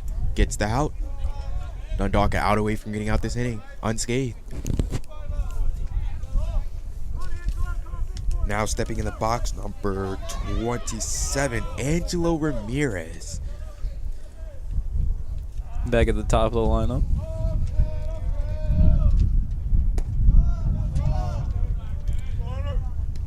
Keeping up with baseball in my high school days, Angelo had a great year last year. He's looking to follow it up with another one here this year.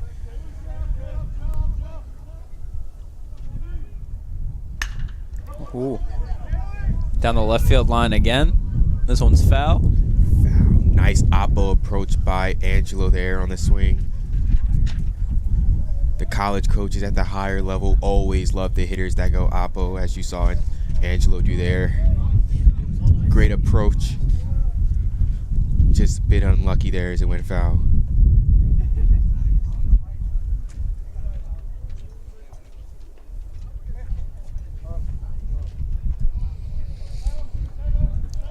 One and one the count.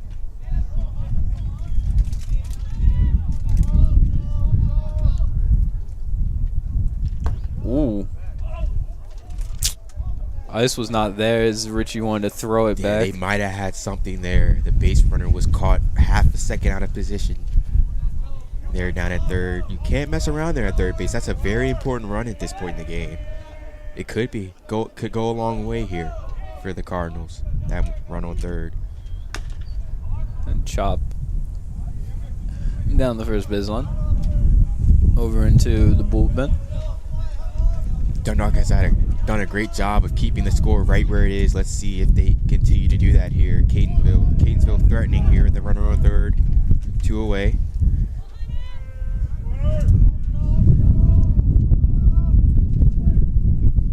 Ooh. Ball gets away from him there.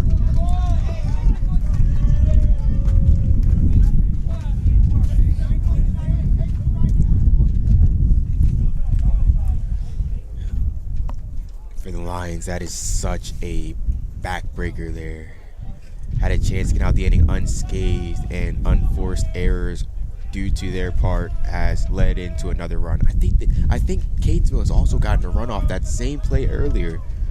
And what could end up being a tight game, 2 runs on wild pitches can go a far way.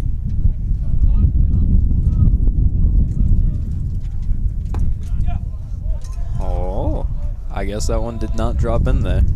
Followed another backbreaker with another close pitch that the umpire just didn't like. It's a bit high, but it's still a close pitch nonetheless. Let's see how Dundalk can respond here to get out this inning.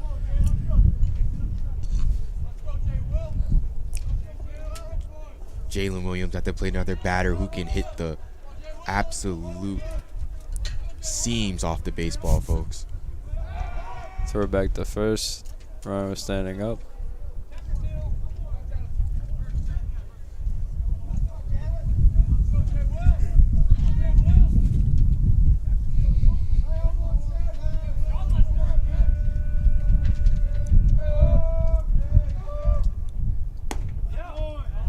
Another close pitch that the ump just does not bite on.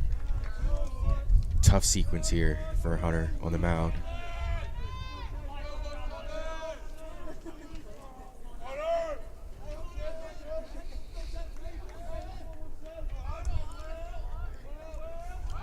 Runner going.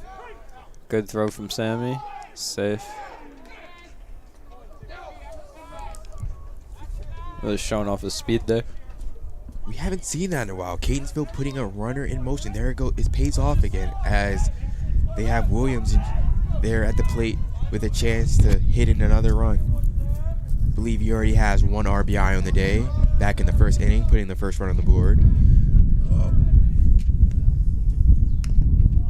Takes a big wave and just gets a piece of that ball thrown by right there.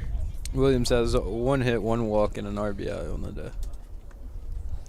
You'd really like to get out here if you're the Lions here. Still a close game here, but you really need this out.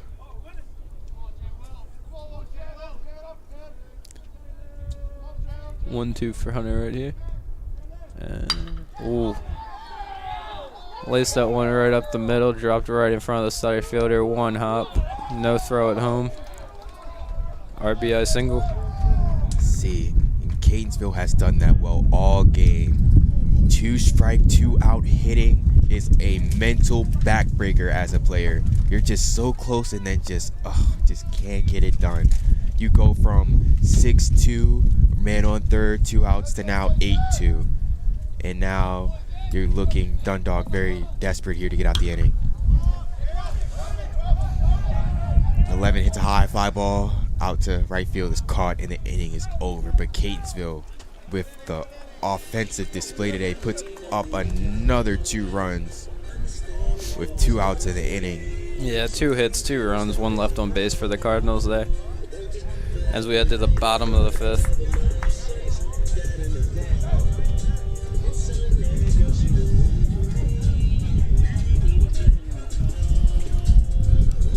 Catonsville hitting well, 14 hits on what feels like a 14-degree day. And Driscoll's back out there. He's been going well so far. 2 runs on 2 hits is not bad for this time of year at all. Nope. Everybody's just starting out, finding their way. It seems like Driscoll has found his groove early in the season. You know, as announcers, we hate that it had to be against Dundalk, but we wish him well as he looks good through this opening season outing here out in Dundalk.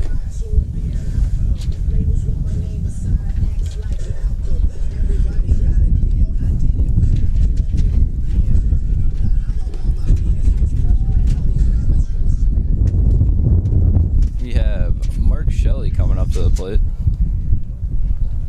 right after this next warm-up pitch.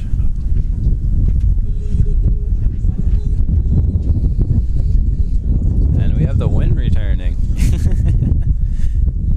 Did it ever leave? I don't think it left, but it's definitely back stronger now. It's ready for round 2.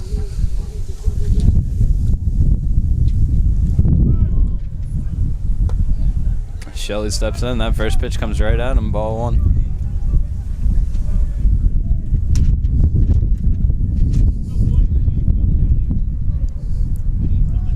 Shelley with the impromptu timeout has broken up the flow of the pitcher. The umpires now. The umpire is now demanding that we have a third base coach and that we must have one.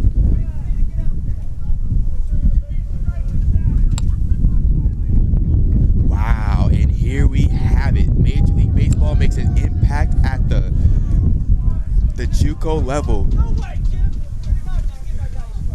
He did, in fact, give that guy a strike. Backer is irate.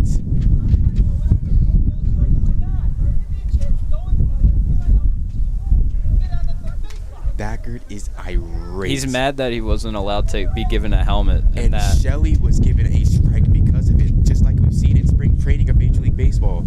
I did not think those rules applied here, but I guess they do. Is it ain't?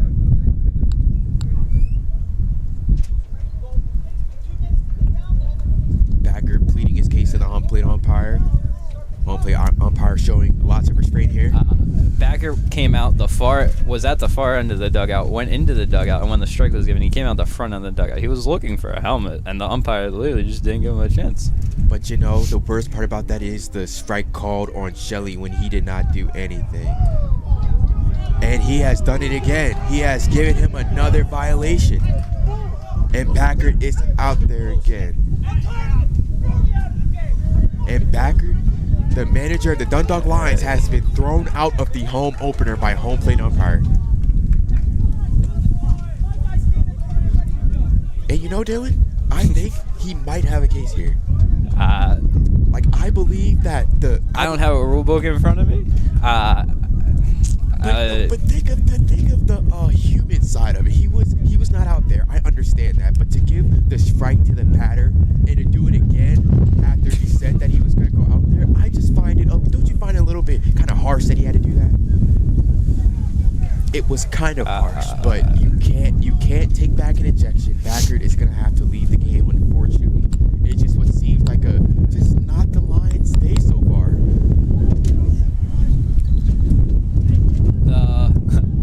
The umpire has the control to make those rulings, and he has every right to do so. In my knowledge, he knows the rules better than I do.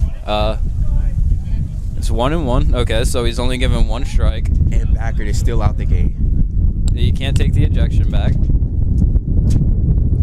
That is true. Once the finger points and goes, you just gotta go. So he was only awarded one strike. The second time was not a strike, but he's still ejected, I'm assuming, as the conference continues. But with now both umpires involved. Backert, that is a very good power move. It shows the players that sense of fire that you have a manager. It shows that you have their backs, that you're not afraid to stand up for them. And as a player, I can get up and rally behind that, knowing that my coach has my back for me. But unfortunately for Shelley, he is down a strike. And in college baseball, it's already hard enough to be played as a hitter. College baseball level is not ideal to have a strike already on you without you swinging. Shelley throws his arms up again as something happens. Not quite sure.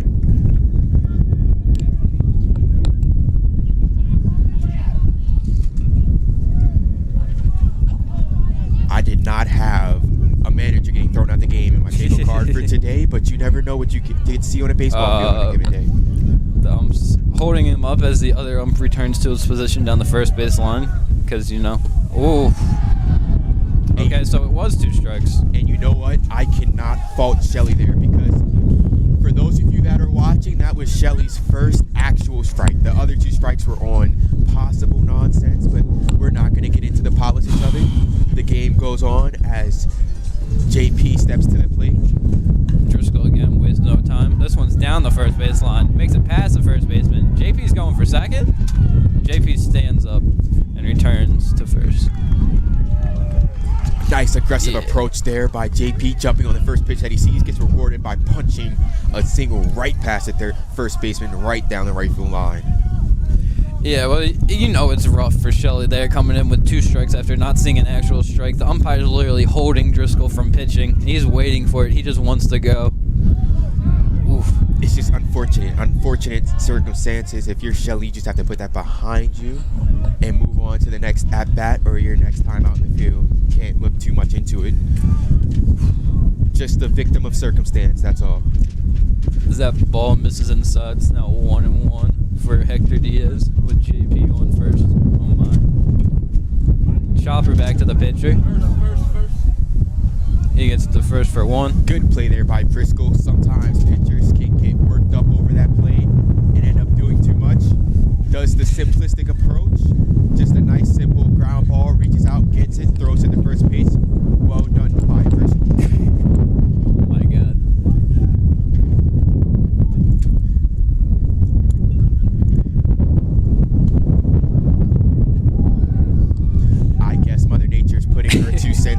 about that play? She's letting her voice be heard. Yup. Loudest one on the field today. Oh, that one's short in between second and right field. The right fielder snags it. That was a funky little bloop play that was caught right by the right fielder. And we head to the top of the sixth. Shelly having a conversation with the home plate umpire. Very cordial, but he just, Shelly, a victim of circumstance. Can't do much there. Yeah.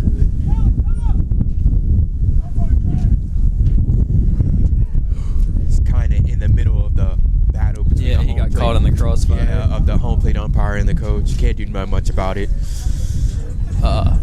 Looks like, is that Gio out on the mound? Number 3, Evan Giordani, coming for Hunter.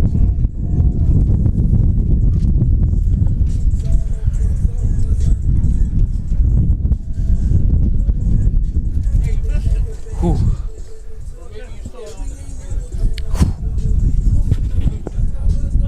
We will be back when the action returns.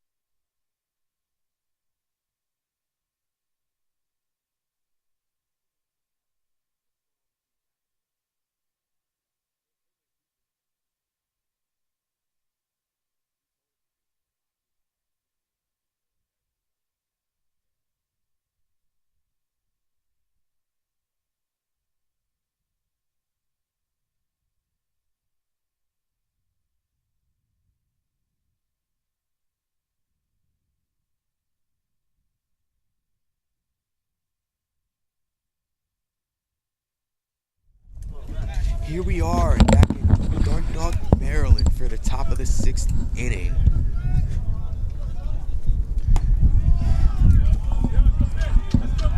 Tony DeAngeli at the plate takes ball 1 from Giordani on the mound. Takes ball 2. Now back-to-back lefties the Cardinals have to face after right now Giordani.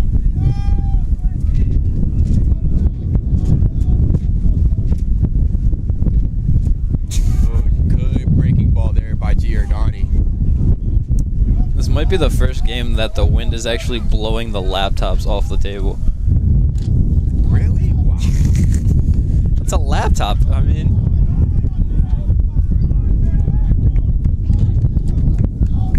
3-1 now they count.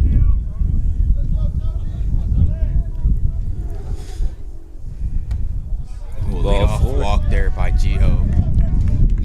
As a pitcher coming in, pitching later in a cold day, it can be tough to find the grip of that ball to be consistent on the mound. Let's see if Gio can find it here.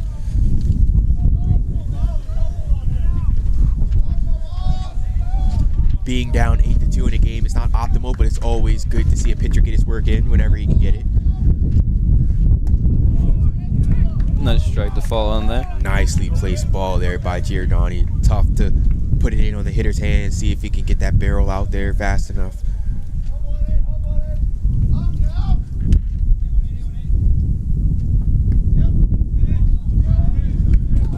Just outside after he stared the runner down on first. Gio touching the corners. Be interesting to see how he works in and out with this hitter.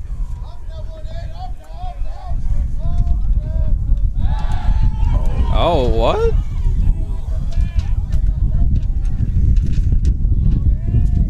He should have been out.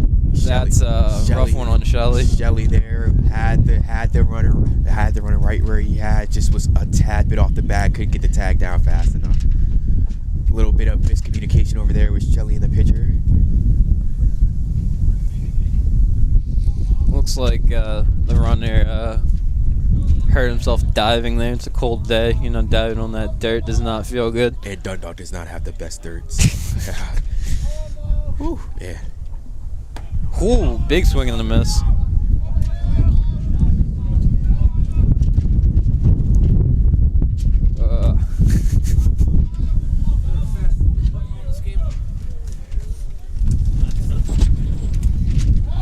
Another throw back. D'Angeli makes it there standing up.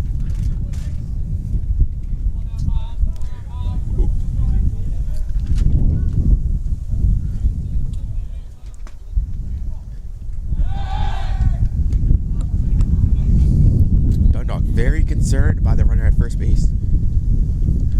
Don't want to lose the rhythm with the hitter here. You have him down 1-2. See what Gio cooks up here on the mound. 1-2.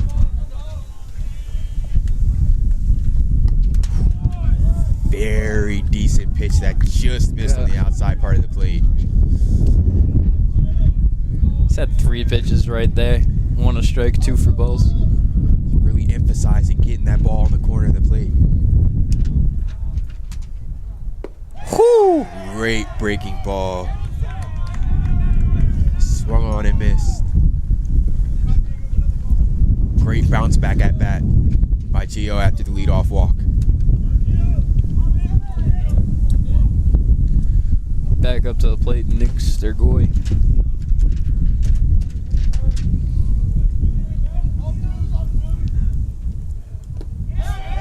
Swing and a miss at the first pitch.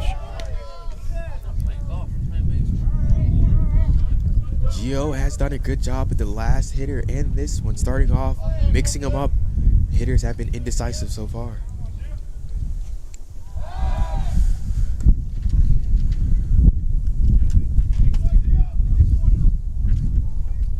You know, Gio being a sophomore, I could be wrong on this information, but I believe Gio has 4 or 5 pitches in his arsenal. Oh yes, he's a very well diversified pitcher. Can really control where he puts the ball, has great pace out in the mound, controls the running game as much as he can. He is a great arm for Dundalk and should be putting in some meaningful innings for the Lions this season. Just missed inside there with that one.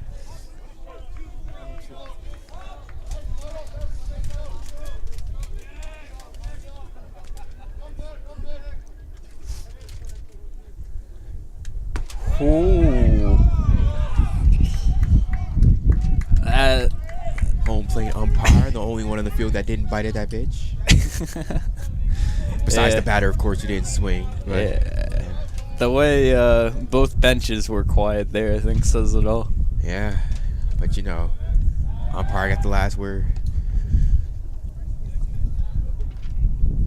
Let's see if Gio tries to waver by either staying on his outside-inside approach or trying to throw one that's more strike-centric to the umpire's zone. Let's see. Ooh. Foul check back. Seemed like that one was in on his hands a little bit. Maybe a little bit. Then a little bit up on the bat a little bit. As we now lose a chair. Oof. Don't worry, don't worry. Yeah. No one was hurt. No one was hurt. We're all good up here. Now they throw it back. Gio checking on that runner again. Like I said, he likes to control the run game. It's going to be hard. It's hard to steal on the lefty, but it's 2 times as hard to steal on Gio. Has good pace and controls the run game well. Foul tip there. Just got a piece of that. Nice job by the hitter, putting up once again another prolonged at-bat. But you also gotta figure, much like man, his name escapes me now. Driscoll is going very fast. The yes. pausing and swings from throwing over to first all the time has to, as we have a ball outside to make it a full count.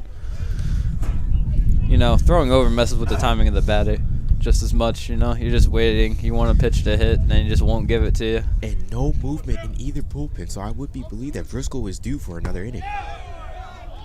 Just missed that pitch. Gio wanted that one, but didn't get it from the home plate umpire. Gio, with that sophomore experience, just shakes it off and says, "Give me another ball, ready to face the next hitter in the Catonsville lineup." I believe it's Alex Valdez. Is that the guy from the Dominican The Republic? DR. We love the DR. The weather, the culture, it's all good, man, down there. All love. Ooh, sends a shot foul that's only good for a car. But judging by the sounds, it might not have hit a car, at least in the air directly.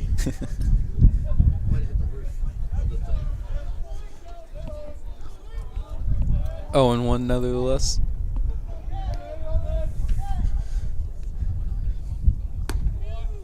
Another tight pitch by Gio. Tight strike zone by the umpire. But one thing I can say, he has been consistent of where he's been calling strikes.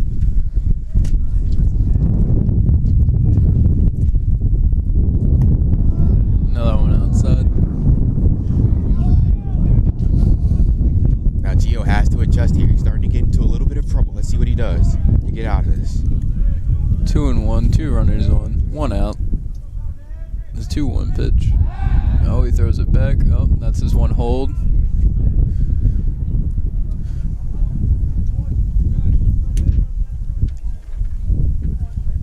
Anytime he steps off the mound now, he has to throw it. Oh, he has to throw the next pitch? It doesn't matter. No, he has to throw it either to a bag or throw a pitch. So you can't just step off a step off. You get one. That's going to be a funky one. Off the infield, back into the infield. JP catches the, I guess that's a fly ball. That's what today is. Off the bat, that looked like a center fielder's ball. Ended up not leaving the infield. That's just what today has been. On this wonderful Tuesday, March 7th. March 7th, baseball. Gotta love it. There's a reason they're either in Florida or Arizona right now. Separates the men from the boys. 0-1 for, was it Connor Bailey? Yup, Connor Bailey. I'm learning the names. The right fielder.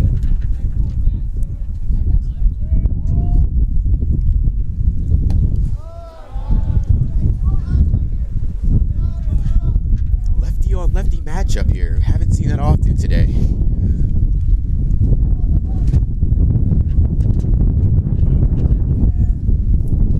The dirt flies off the infield into the third base dugout.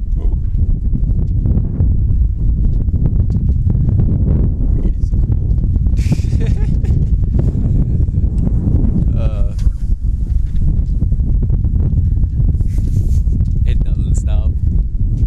Never does. Ooh. That can't feel good with all the wind blowing. It's always hard getting hit this early in the season. It stings extra hard. Woo. That's bases loaded now. Now here's a unique opportunity as who is this? Orlando Perez that I'm guessing? Yep. Perez has an interesting opportunity. A hit here could possibly bust the game open for the Cardinals. Let's see if he can come through here. It's a ball outside for pitch 1. Another run or two here. It would take a miracle and a half for the Dundalk Lions to pull this one out. This home opener out.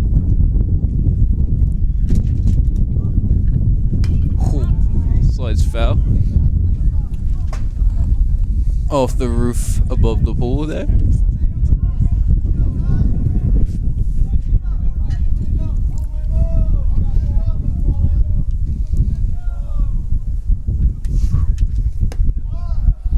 That breaking ball just quite didn't break back. It just stayed outside. Bases loaded here for Gio. Has nowhere to put them. You must make the hitter beat you here if that's what's going to happen. Ooh, a check swing. As a hitter, you always want to be ready in a hitter's count 2-1 prime opportunity there. Just couldn't pull the trigger just quite in time. It's an even count here. A little bit off the plate. Ball 3. It's what makes baseball great here. 3-2 count, bases loaded, 2 outs. Pitcher, batter's going to win. Let's see who's going to win here. Everything comes down to this. Runners in motion. Ball 4. Ball 4. As the Dundalk bench is irate at that call. That looked middle to me, but I guess it was high according to the umpire. Yes, a run was scored. He walked him in. Dundalk bench does 9-2 not now. agree with that call, but you have to remember there's already been a member of that staff thrown out of the game, so they have to be restraintful here of what they say, because this game has not been in favor of Dundalk, but you don't want it to get ugly. You have to keep the class here. The umpire is saying something to another coach as the pitching coach is talking to Giordani here after, you don't want to see your pitcher argue with the umpire about balls and strikes, even if it's just a nice little word, Especially after the whole ordeal with your manager being thrown out of the game. You just don't want to see that. That's 2 now from the pitching coach on the day. And not to add on salt to any wound here, but I believe we're at the top of the order for Catonsville, which has not been kind to the Dundalk defense today. Yeah, Ramirez is the leadoff hitter back in the box here. Take strike 1. Good bounce back pitch by Gio, but he needs more than that to get out of this.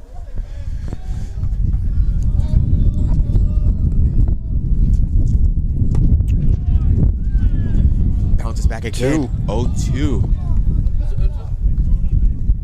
But if you're Catonsville, you do not fret at the 0-2 count, because they have been hitting well in that count this whole game. Oh, he didn't go? I guess not. Good check swing. You cannot relax if you're the Dundalk pitching against this team. They have been good with 2 strikes in their count. You need to be able to execute that 3rd strike pitch. Oh, that was a tank that got pushed by the wind, foul. I'd say if we were in, a clear day in May, that might be a grand slam, but we're in March, and it's windy. So we will do it again here at a 1-2 count. Yeah, that might have went over the short right field wall, but that was well fouled today. And that one was in the dirt, 2-2.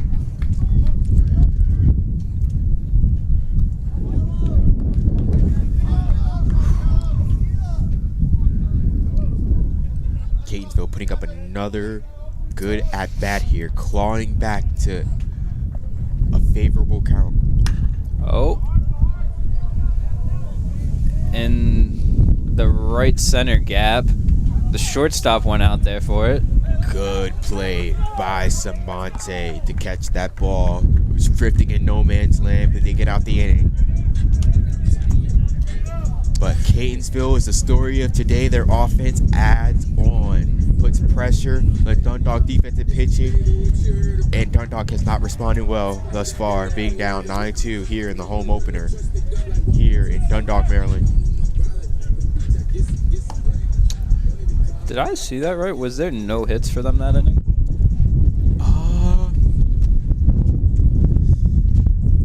I mean, it was a long inning with everything that ended up happening. I saw there were 2 walks, and I don't think they might not add a hit. I don't know. Yeah, it was. It was all walks and a hit by pitch. Yeah. 3 walks and a hit by pitch to score a run. See, that's a bad formula for any team that's looking to win games. You have to make the other team beat you. Walks and hit by pitches are things that you can control. Yeah. I mean, it's easier said than done. Very much. I am here in the box, so I can't really talk like that. But knowing this team on a day-in, day-out basis, they are better than what you might be watching today. They have a lot of talent on this team. It's going to be fun seeing how both Dundalk and Catonsville's seasons unfold here in 2023. Seems to be a good year for both ball clubs, but unfortunately today only one team can win. I mean, it's a long season. It's game 5 of what was, I believe it was 52 originally scheduled. We've had some cancellations for the weather, but we're already ready to go. Both these teams have such a bright future. I can see it, the talent in both these teams today. they're going to be doing well this season. We expect big things from both sides. Sam Ritchie fouls his pitch off. Driscoll again working quick already in the 6th inning. Might have not have broken a sweat this whole game. Hats off to him. The ump points a finger and he just goes. Working again that inside corner. Couldn't get there on that pitch.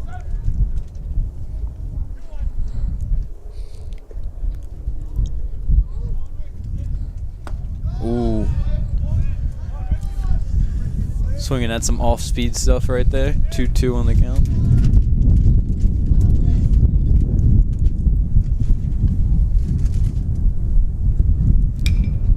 Ooh. Pop. First base to foul, and the first baseman called him foul toward foul territory. Mother Nature freezes your tongue. Not much you can do. Chapped lips too. Yeah.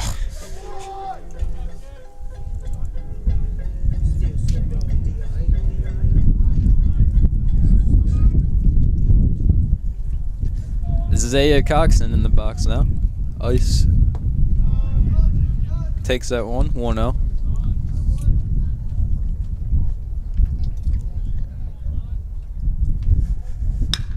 Ooh, right over the middle. Takes it down to second base.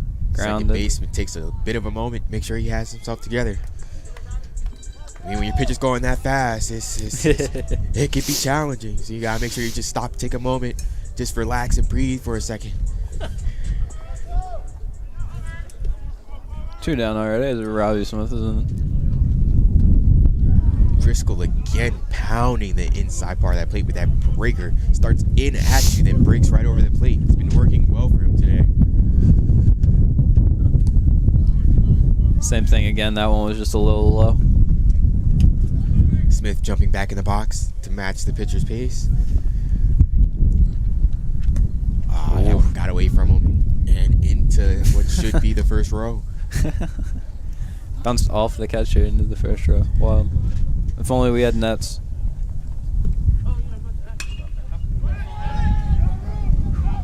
Foul ball down the first base line into the bullpen. Wow. Everything looks like it's in play and the wind just takes it out. Yeah. Driscoll again on the teeter of another good inning. Only giving up 2 runs on 3 hits so far. A very good outing here early in the season for him. Hopefully this can be something he can hang his hat on. He can keep this momentum going for himself for the rest of the season. Ooh, fighting off. Staying alive. Good at bat by Robbie here. Now, something I haven't thought I'd seen today. There we have action in the Catonsville bullpen. Seemed like they're warming up a righty. Driscoll going 5 innings strong so far. Lost it a little bit there on that pitch. Full count here.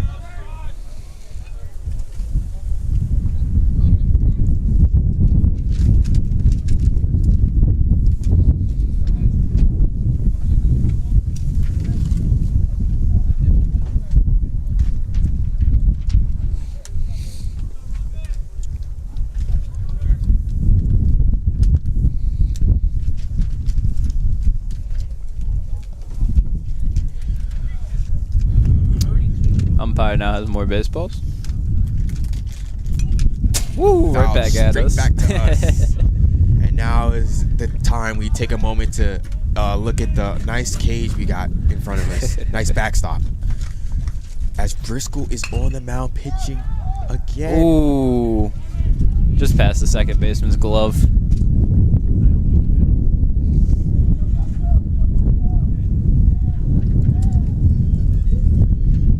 Now brings GT up to the plate.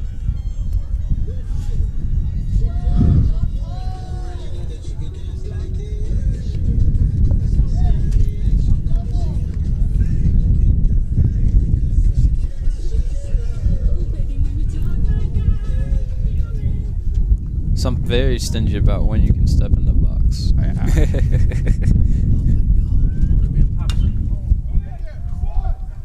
Ground ball, a third baseman goes for it, misses. A shortstop grabs Great it play over to first. by the shortstop.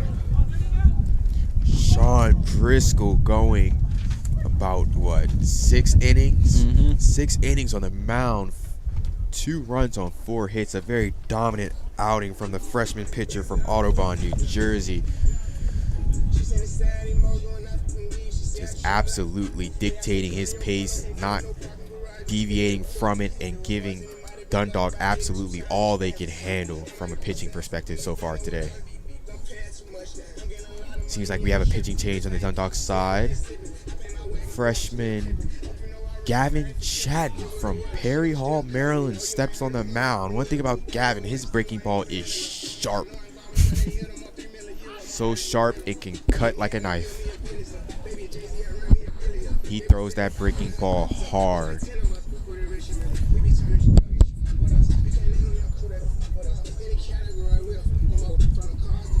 Gavin is another guy, not like Driscoll, but he can work fast. So who knows? We might be in for some short innings. Get us out this cold weather.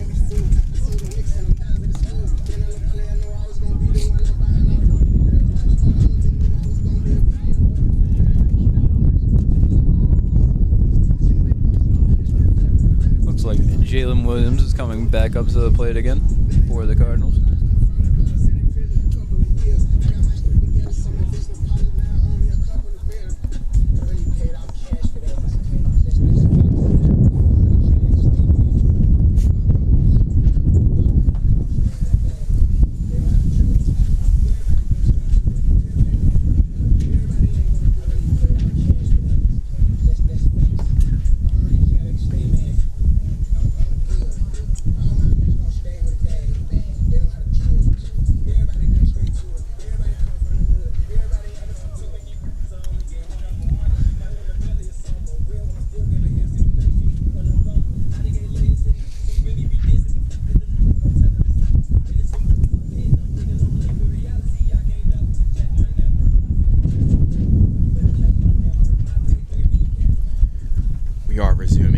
Top of the 7th, Jalen Williams stepping in to start us off here.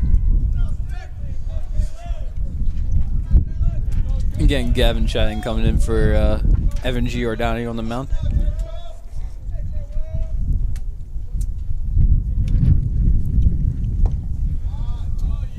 His first pitch is a ball.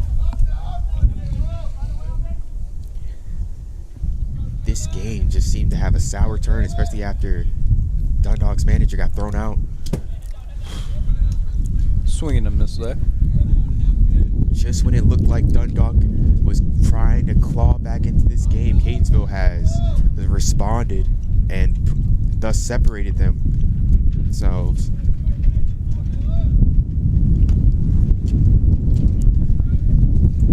Sitting on a 9-2 lead here in the top of the 7th. Strikes here for Gavin. I think this is his first time as we wait for the pitch. Ooh, out to left field. It's an easy one for Robbie Smith to grab. 1 out. But as I was saying before, I think this is his first time pitching up north. I believe he pitched down when they're in Carolinas. Oh man. I guess, to say the least, it's probably different up here than it is down I there. could only imagine. So not his first work of the year, but the first work in the cold weather. So we have 1 strike. Make it 2. Fun story, I had to catch him in practice over in the bullpen without a catcher's mitt. It was not pleasant, to say the least. Especially with a bum hand that I have, it's not pleasant. Popped it up. Second baseman going in circles with the win. Caught it easily. That's 2. Gavin making quick work of the teeth of Catonsville's lineup so far. See if Catonsville can respond here. Yeah, going through the heart of the lineup here as he now faces the 4-hitter, Tony D'Angeli. This is inside.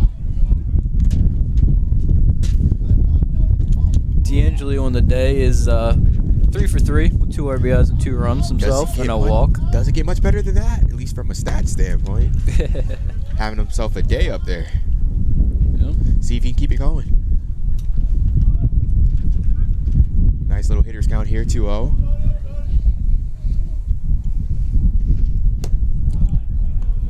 Now 3-0.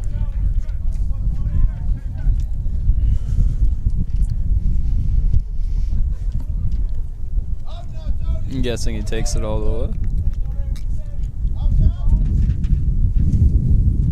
Ooh, No, did not. I guess when you're 3 for 3 on the day, you get the green light. Deservedly so. Hold on, announcer's curse right there. Announcer jinx.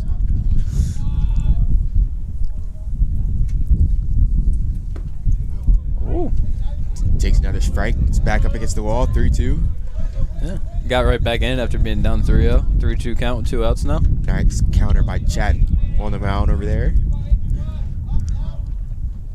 Ooh. Is that going to drop? Oh, it drops after Diaz makes a diving play. Robbie Smith is right there. It's still a single. Diaz was right there. The ball didn't even bounce right over him. Kind of died right in front of him. Tony DeAngelo out of where is he? Out of Columbia, Maryland, having himself a day. 4 for 4. Impressive here in Dundalk with these adverse conditions. Impressive. Been putting the ball in the bat, putting the bat on the ball all day. It's been rewarded. Now we have Miles Bowen. His pitch 1 misses outside.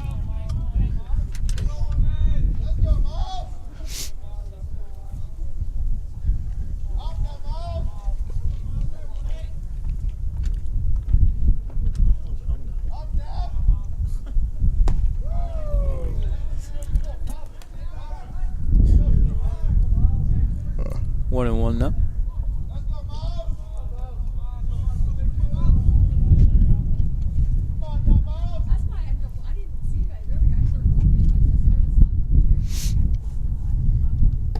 Ooh. 2 on the count now.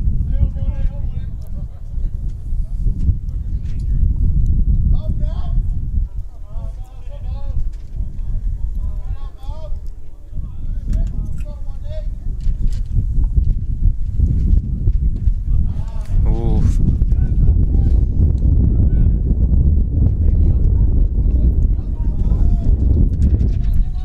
Count here. See what he does. It's a very good count to take a nice healthy hack here. Oh. The right fielder stumbles on the play, gets up, fires to second, and he is safe on the play. Right before the pitch. Nice count to take a hack. That's what he did, and he squared that ball up. That ball was scorched off the bat.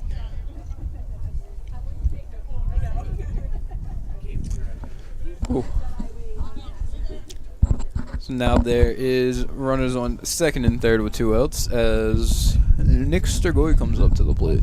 Like a broken record, Catonsville once again threatening to put more runs on the board. Swing and a miss there on first pitch.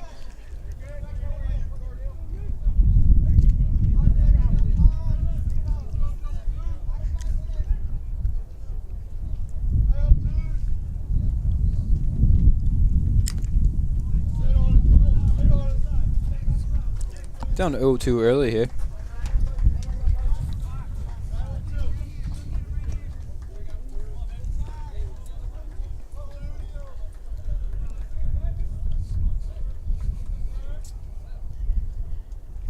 Whew. Swing and a miss. That's the inning. Let's go, Lions. Great pitch by Chad there to get himself out of that mess without any runs scoring. On to the bottom of the 7th we go. 7th inning stretch time here in Dundalk, here at the home opener.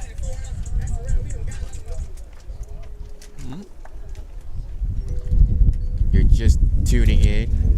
Catonsville has hit, and hit some more. 16 hits for them on the day, resulting in 9 runs. Dundalk, not so much. 4 hits on 2 runs here in the bottom of the 7th inning.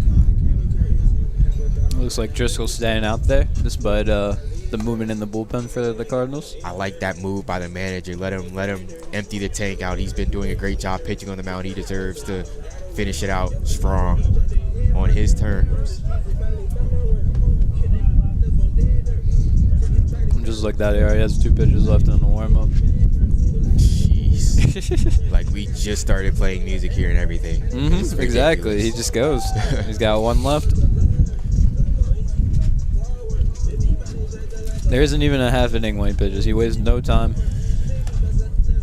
And we're ready to go. There's no point of even taking a break in between innings. Yeah. It's just, there's enough time for guys to run to the fence and run back to the dugout. Keeps the game moving. He must hate the cold. I mean, I don't blame him, but he must hate it because he does not like being out there. And to his credit, he has not been out there long today for any long stretches of time. You know, it's Sammy Kahn stepping back in.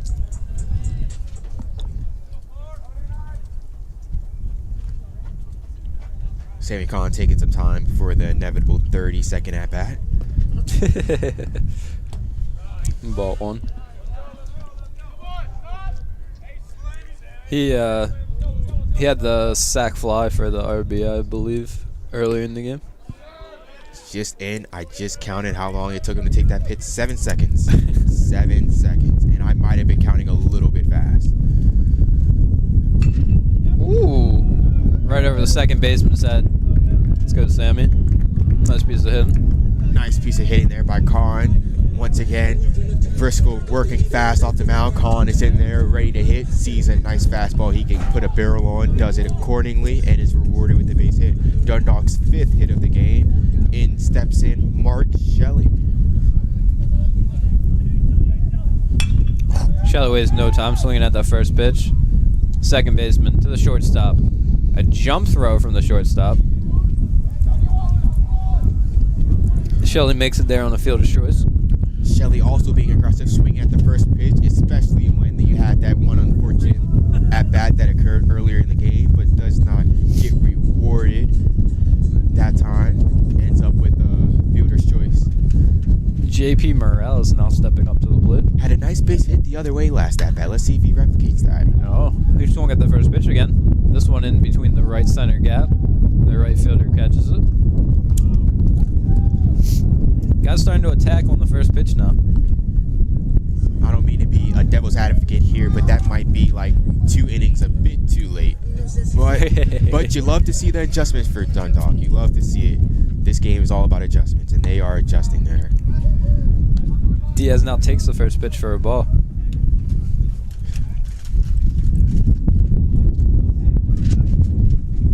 Ooh, Hector rips that one. Takes a bounce. The shortstop takes it himself.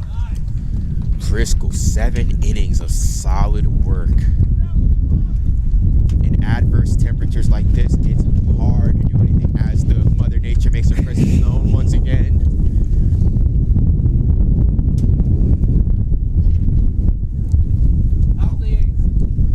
Now we go to the top of the 8th.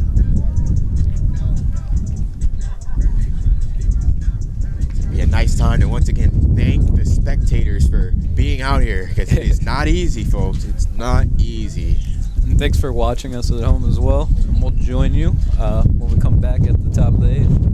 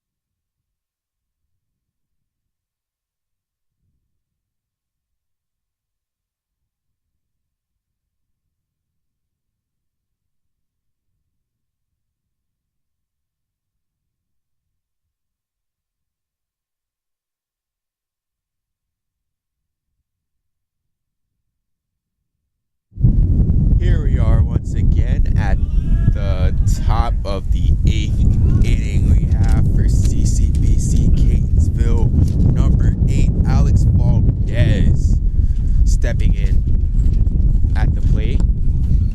Gavin Chatton once again returning on the mound.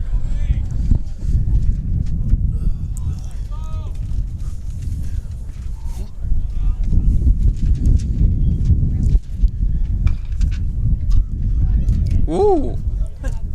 Heads up as the ball is fouled back at the dugout of the Lions. Everybody in the Lions dugout has their alert up. Never want to take a foul ball where you don't want it. Now that one at the Catonsville dugout. 2 strikes.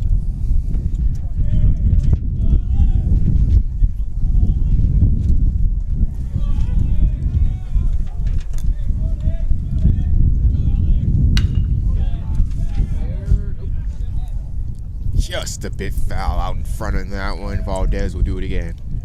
3 foul balls for Valdez now. Nice aggressive approach by Valdez. Seeing strikes, hitting them. Just been a little bit unlucky.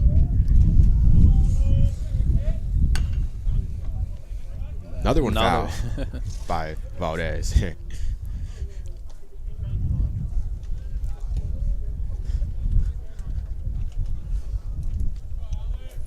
One thing about Catonsville today, they have not been swinging and missing at a lot of pitches. A tight breaker that misses at the top of the zone. The umpire was the only one on the field not going for it.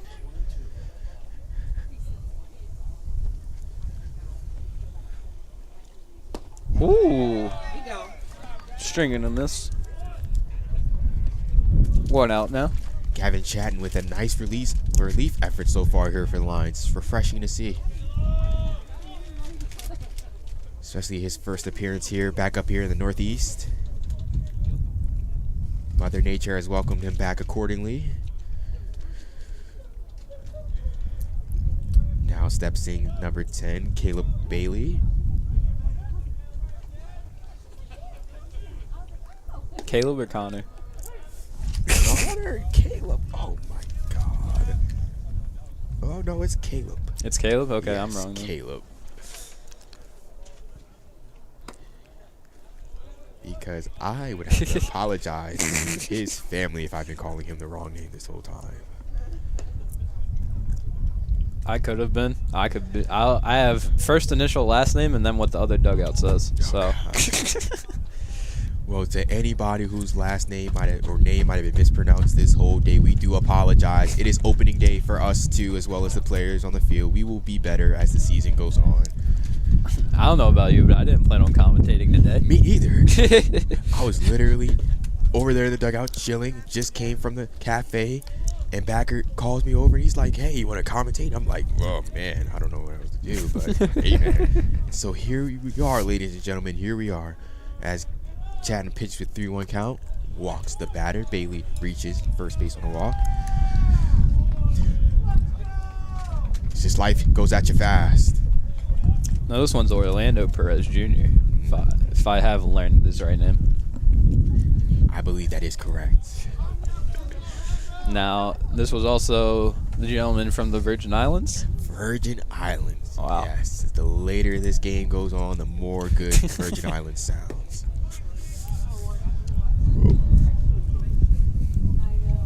Sun is starting to get pretty low here as we approach 5:36. 2.5 hours into the game.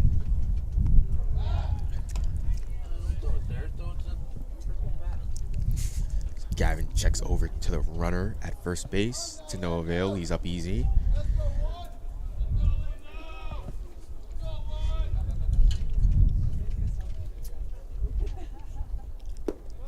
Ooh. Sharp breaking ball that misses down. Knotted up in the count. 1-1. 1 out. Top of the 8th.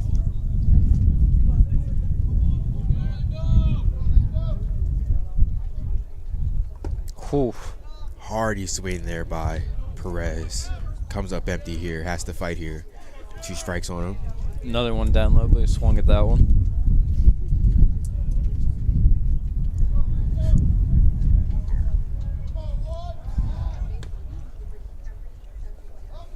Chatting steadfast on the runner there on first base, keeping him in check.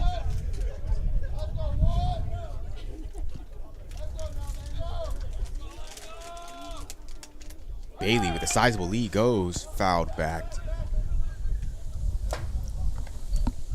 Off the roof of the aquatic center, the pool.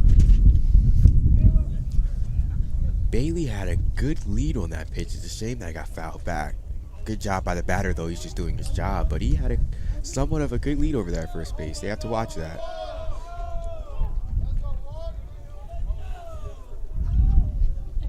Stays there. Pitch. Grounded to second. Grab that one out of the dirt. Oof. He beats the... Yeah, Perez is fast. He's not going to get that double play, it seems, even though that's back-to-back ground balls. If he's hustling down the line, or if any college batter is hustling down the line, it would be extremely hard to turn to. Always credit to the runner on second for doing his best to break it up. Whether he does so or not, it's always the effort that counts.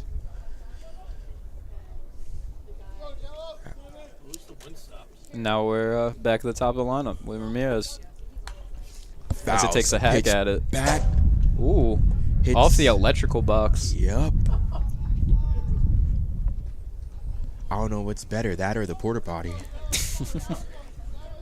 We have seen one car get hit. Wow, one car.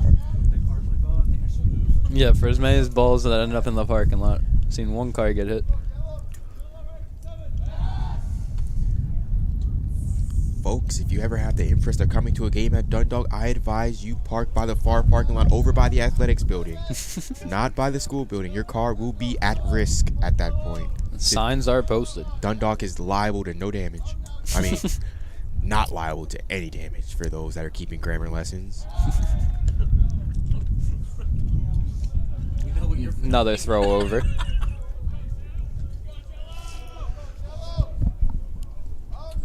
Catonsville again. Every time I look up, the top of the lineup, they've been doing a good job. All their lineup has gotten a fair amount of at-bats today. But I guess that's what happens naturally in this game when you have 17 hits. 17. 17 in a cold weather game. That is impressive.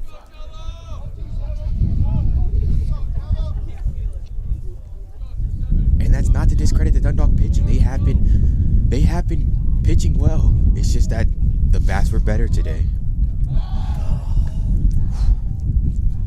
Yeah, a lot of damage with 2 outs, a lot of damage with 2 strikes. Yes. It's yes.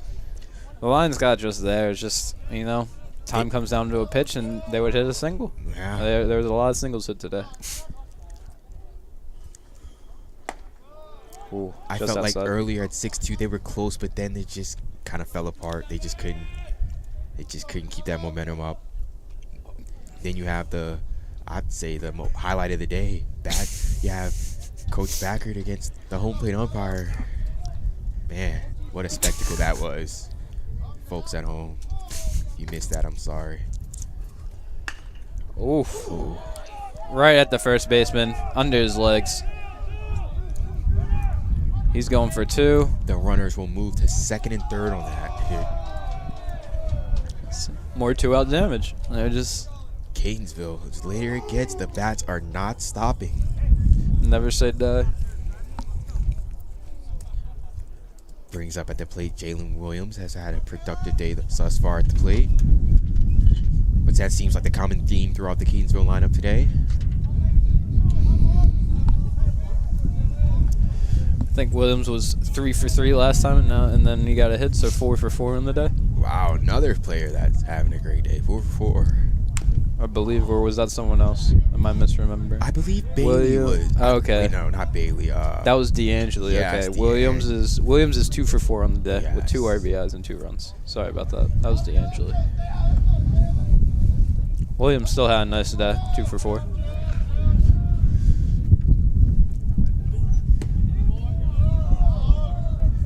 Tough pitch that Chad didn't get. Has a little bit of body language to say, but to no avail. The umpire's call stands.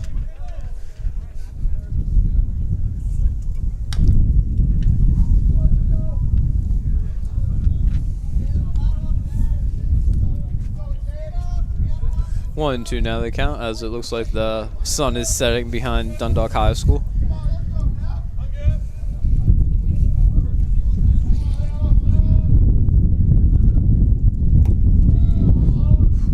Just a bit outside. 2-2. Hasn't been successful today, but let's see if Dundalk can get off the field in this situation here. 2 strikes, 2 outs, runners on. Second bit or shortstop over to first, and we get out of the inning. Shortstop, great composure. Williams hustling down the line with speed. Didn't make that play easy for him, but the shortstop made it. Credit to Samante there to get his group out of the inning, and Dundalk will bat in the bottom of the 8th. Yeah, 1 hit, 2 left on base for the Cardinals there as we head to the bottom of the 8th. So at this point in the game, if you're Dundalk, you look for any advantage you can get for Thursday, because if you folks do not know by now, these 2 teams will face each other at Thursday, 3 o'clock at CCBC Catonsville. We'll do this all over again. Looks like some subs were made. I'm just going to make sure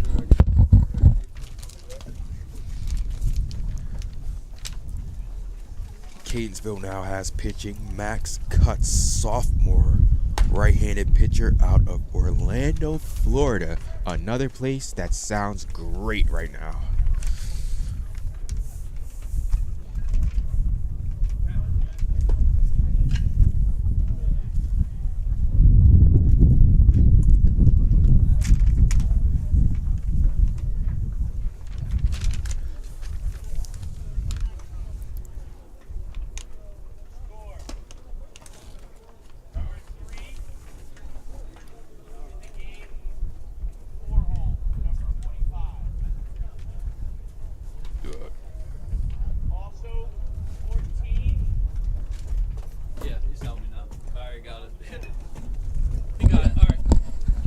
Yeah, so first baseman came out, third went to first, and they had a pitching change.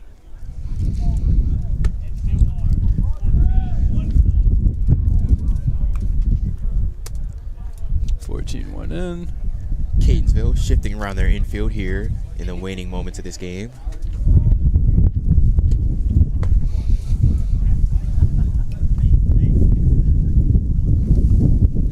So now that would be DeLuca coming in at third base, number 3. And then Cutts is pitching for the Cardinals, with Samante stepping up to the plate. 9-2 Cardinals lead, bottom of the 8th.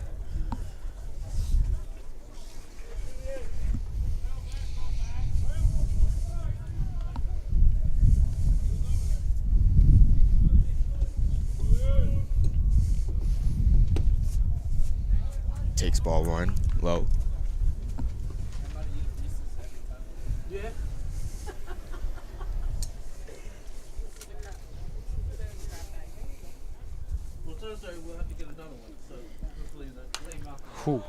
Fouls one back.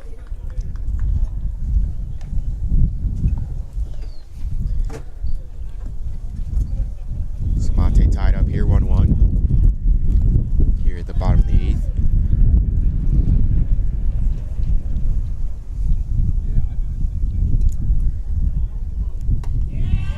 Ooh. Tough pitch there. Yeah. Goes the pitcher's way. It's on the outside. Samante down 2 strikes. 1-2's the count.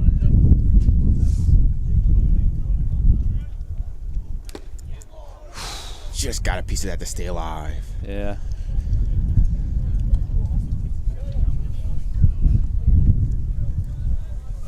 With Dundalk, it looks bleak, but you have to keep your focus here. These are still good reps, and they count during the season, so you have to still fight here.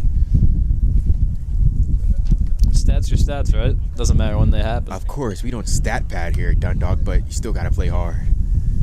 These are still meaningful reps, especially for our sophomores here, who unfortunately will be moving on from us after this season. Got to take in every moment. Cuts, misses high.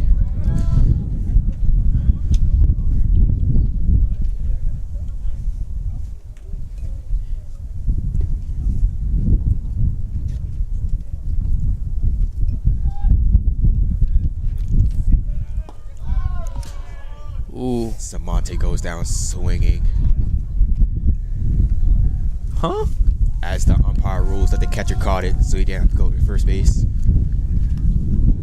Samonte running it out. Interesting. Like the captain that he is, running the ball out, although the ball was never dropped. Still like to see the hustle down the line. He's always a team player. Up next to bat, number 7 for Dundalk, Sam Ritchie.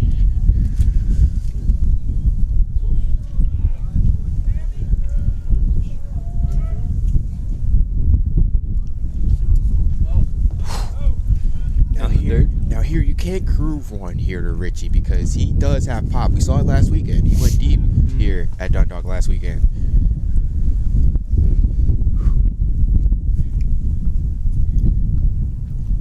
Ooh. Takes a ball, 1-1.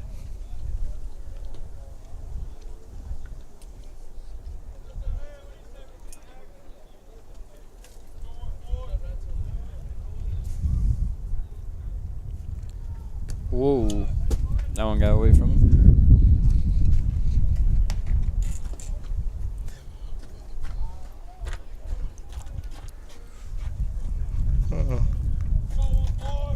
Can't be doing that. That was the wind.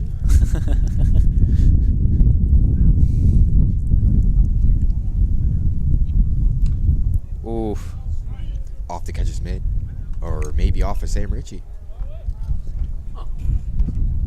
And it was apparently off of Sam Ritchie. He will take first base.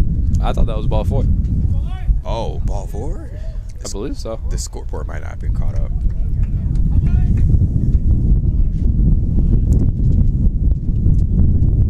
Oh, and now Richie's getting pitch run for late in the game. For Darwin Reyes out of New York, New York. Darwin, a freshman here at Dundalk, always delightful. Wonderful person to be around. Fun fact about Darwin, he is, I think, a black belt. Interesting. Mixed martial arts. Ooh. My experience of being around this team, everybody's in the weight room. Of course, Darwin does his weight treatment, but sometimes if you turn a blind eye, he might be fighting the body bag that they have at the side of the room. But you have to watch him here. Darwin might be one of the fastest ones on this team, statistically, I believe. Ooh. Nice hit by Ice there. One hopper out of the infield. Or I guess 2 hopper to the right fielder. Solid, solid. Good at bat by Ice. Finds a pitch he can drive. Puts it on the ground hard, right through the hole. Moves the runner. Gives Robbie Smith, who steps up now, a chance to hit in an RBI. Robbie's had one of the better days at the plates for the Lions. Yes, Robbie, a nice power speed guy, as mentioned earlier. He's going to be a great asset for this Dundalk team going forward this season. Robbie is 3 hits on the day. 3 for 3. Lions have 7 hits. He has 3 of them. 3 for 3, solid day.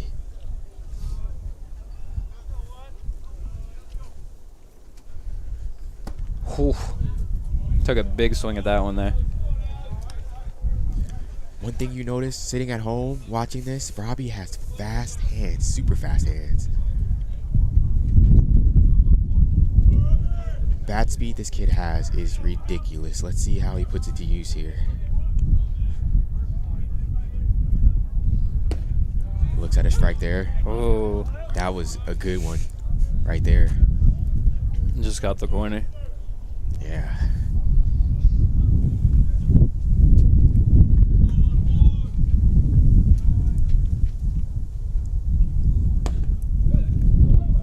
Another pitch that just missed this time. He didn't get the umps favoring on that one. Robbie lives to fight another pitch. The way Robbie was walking away, I thought he struck out.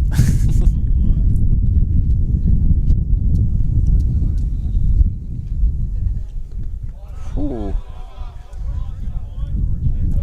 It's good to see the Dundalk hitters take their time in the box. They didn't have that luxury when Driscoll was at his pace, man. It was just something that you don't see that often here.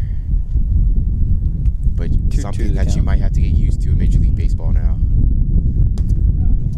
Another close pitch, didn't get it.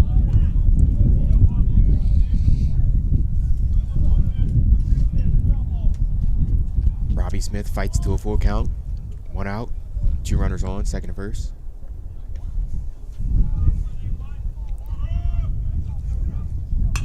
Whoo! In between the first and second baseman. Kind of got in on his hands. He's strong enough to fight it off and kind of get it past the second baseman enough to get a single out of it. Yeah, just kind of blooped into no man's land over there. And now we have bases loaded for the Lions with 1 out. I think we have a change of hitter. Is that Devin Hollingsworth? Yeah, it looks like Devin is coming in for GT. GT hasn't had the best day at the plate as the DH. Dundalk threatening Catonsville here in the bottom of the 8th. So don't turn off your TV or computer fast, folks. We still have a ball game here.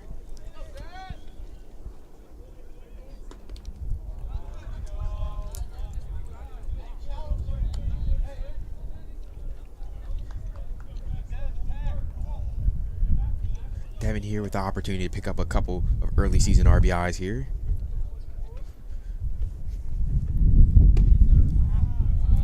Takes low and cuts is in, starting to get in some hot water here. Down 2-0 to the batter. Base loaded, 1 out, bottom of the 8th. Catonsville has an arm in the bullpen warming up. Oh, It's a good pitch. He needed that pitch. 2-1 now. I look for Hollingsworth to be aggressive here. I thought Devin would be all over that pitch. With the sun being down, it might be starting to be a factor. See the ball out the hand. Oh, it is definitely darker out here. Little defensive swing from Hollingsworth. 2-2. On the count now. One whacked into the wall that surrounds the indoor pool. Not even off the roof there. Straight back.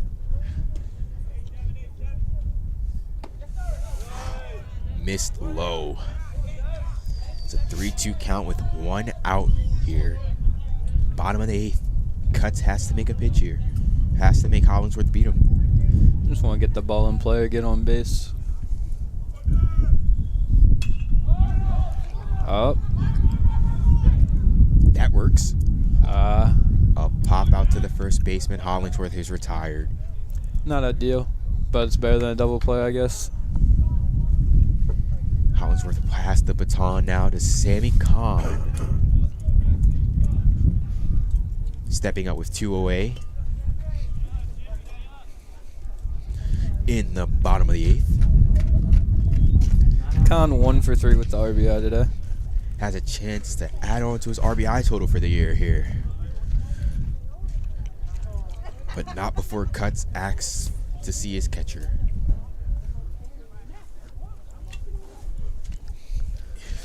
If you're wondering at home, yes, the temperature has dropped at Dundalk currently. If you didn't think it could be any worse. It went from, let's see what the weather app says, 43 and sunny to, well, still the mid-40s, I guess. 44 now. I guess the temperature hasn't dropped. Maybe it was a little warmer before I got here. It was right around there. Yeah. And the wind's been no help. help to that, yeah. But, you know, the sun goes down, it definitely feels a lot colder. Sammy's in the 1-0 count.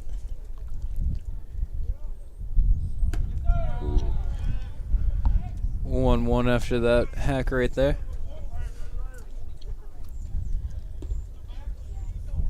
Sammy's a good hitter for these situations. A hitter that doesn't try to do much. He takes what the pitcher gives him and puts the ball in play. Let's see if he can do that here. Oof. Another swing and a miss.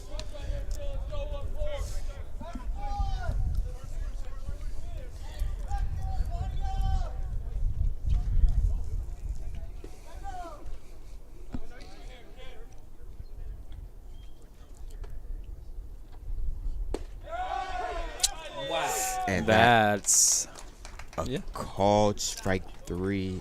Con is retired, and we go on to the top of the ninth, where your Dundalk Lions are down.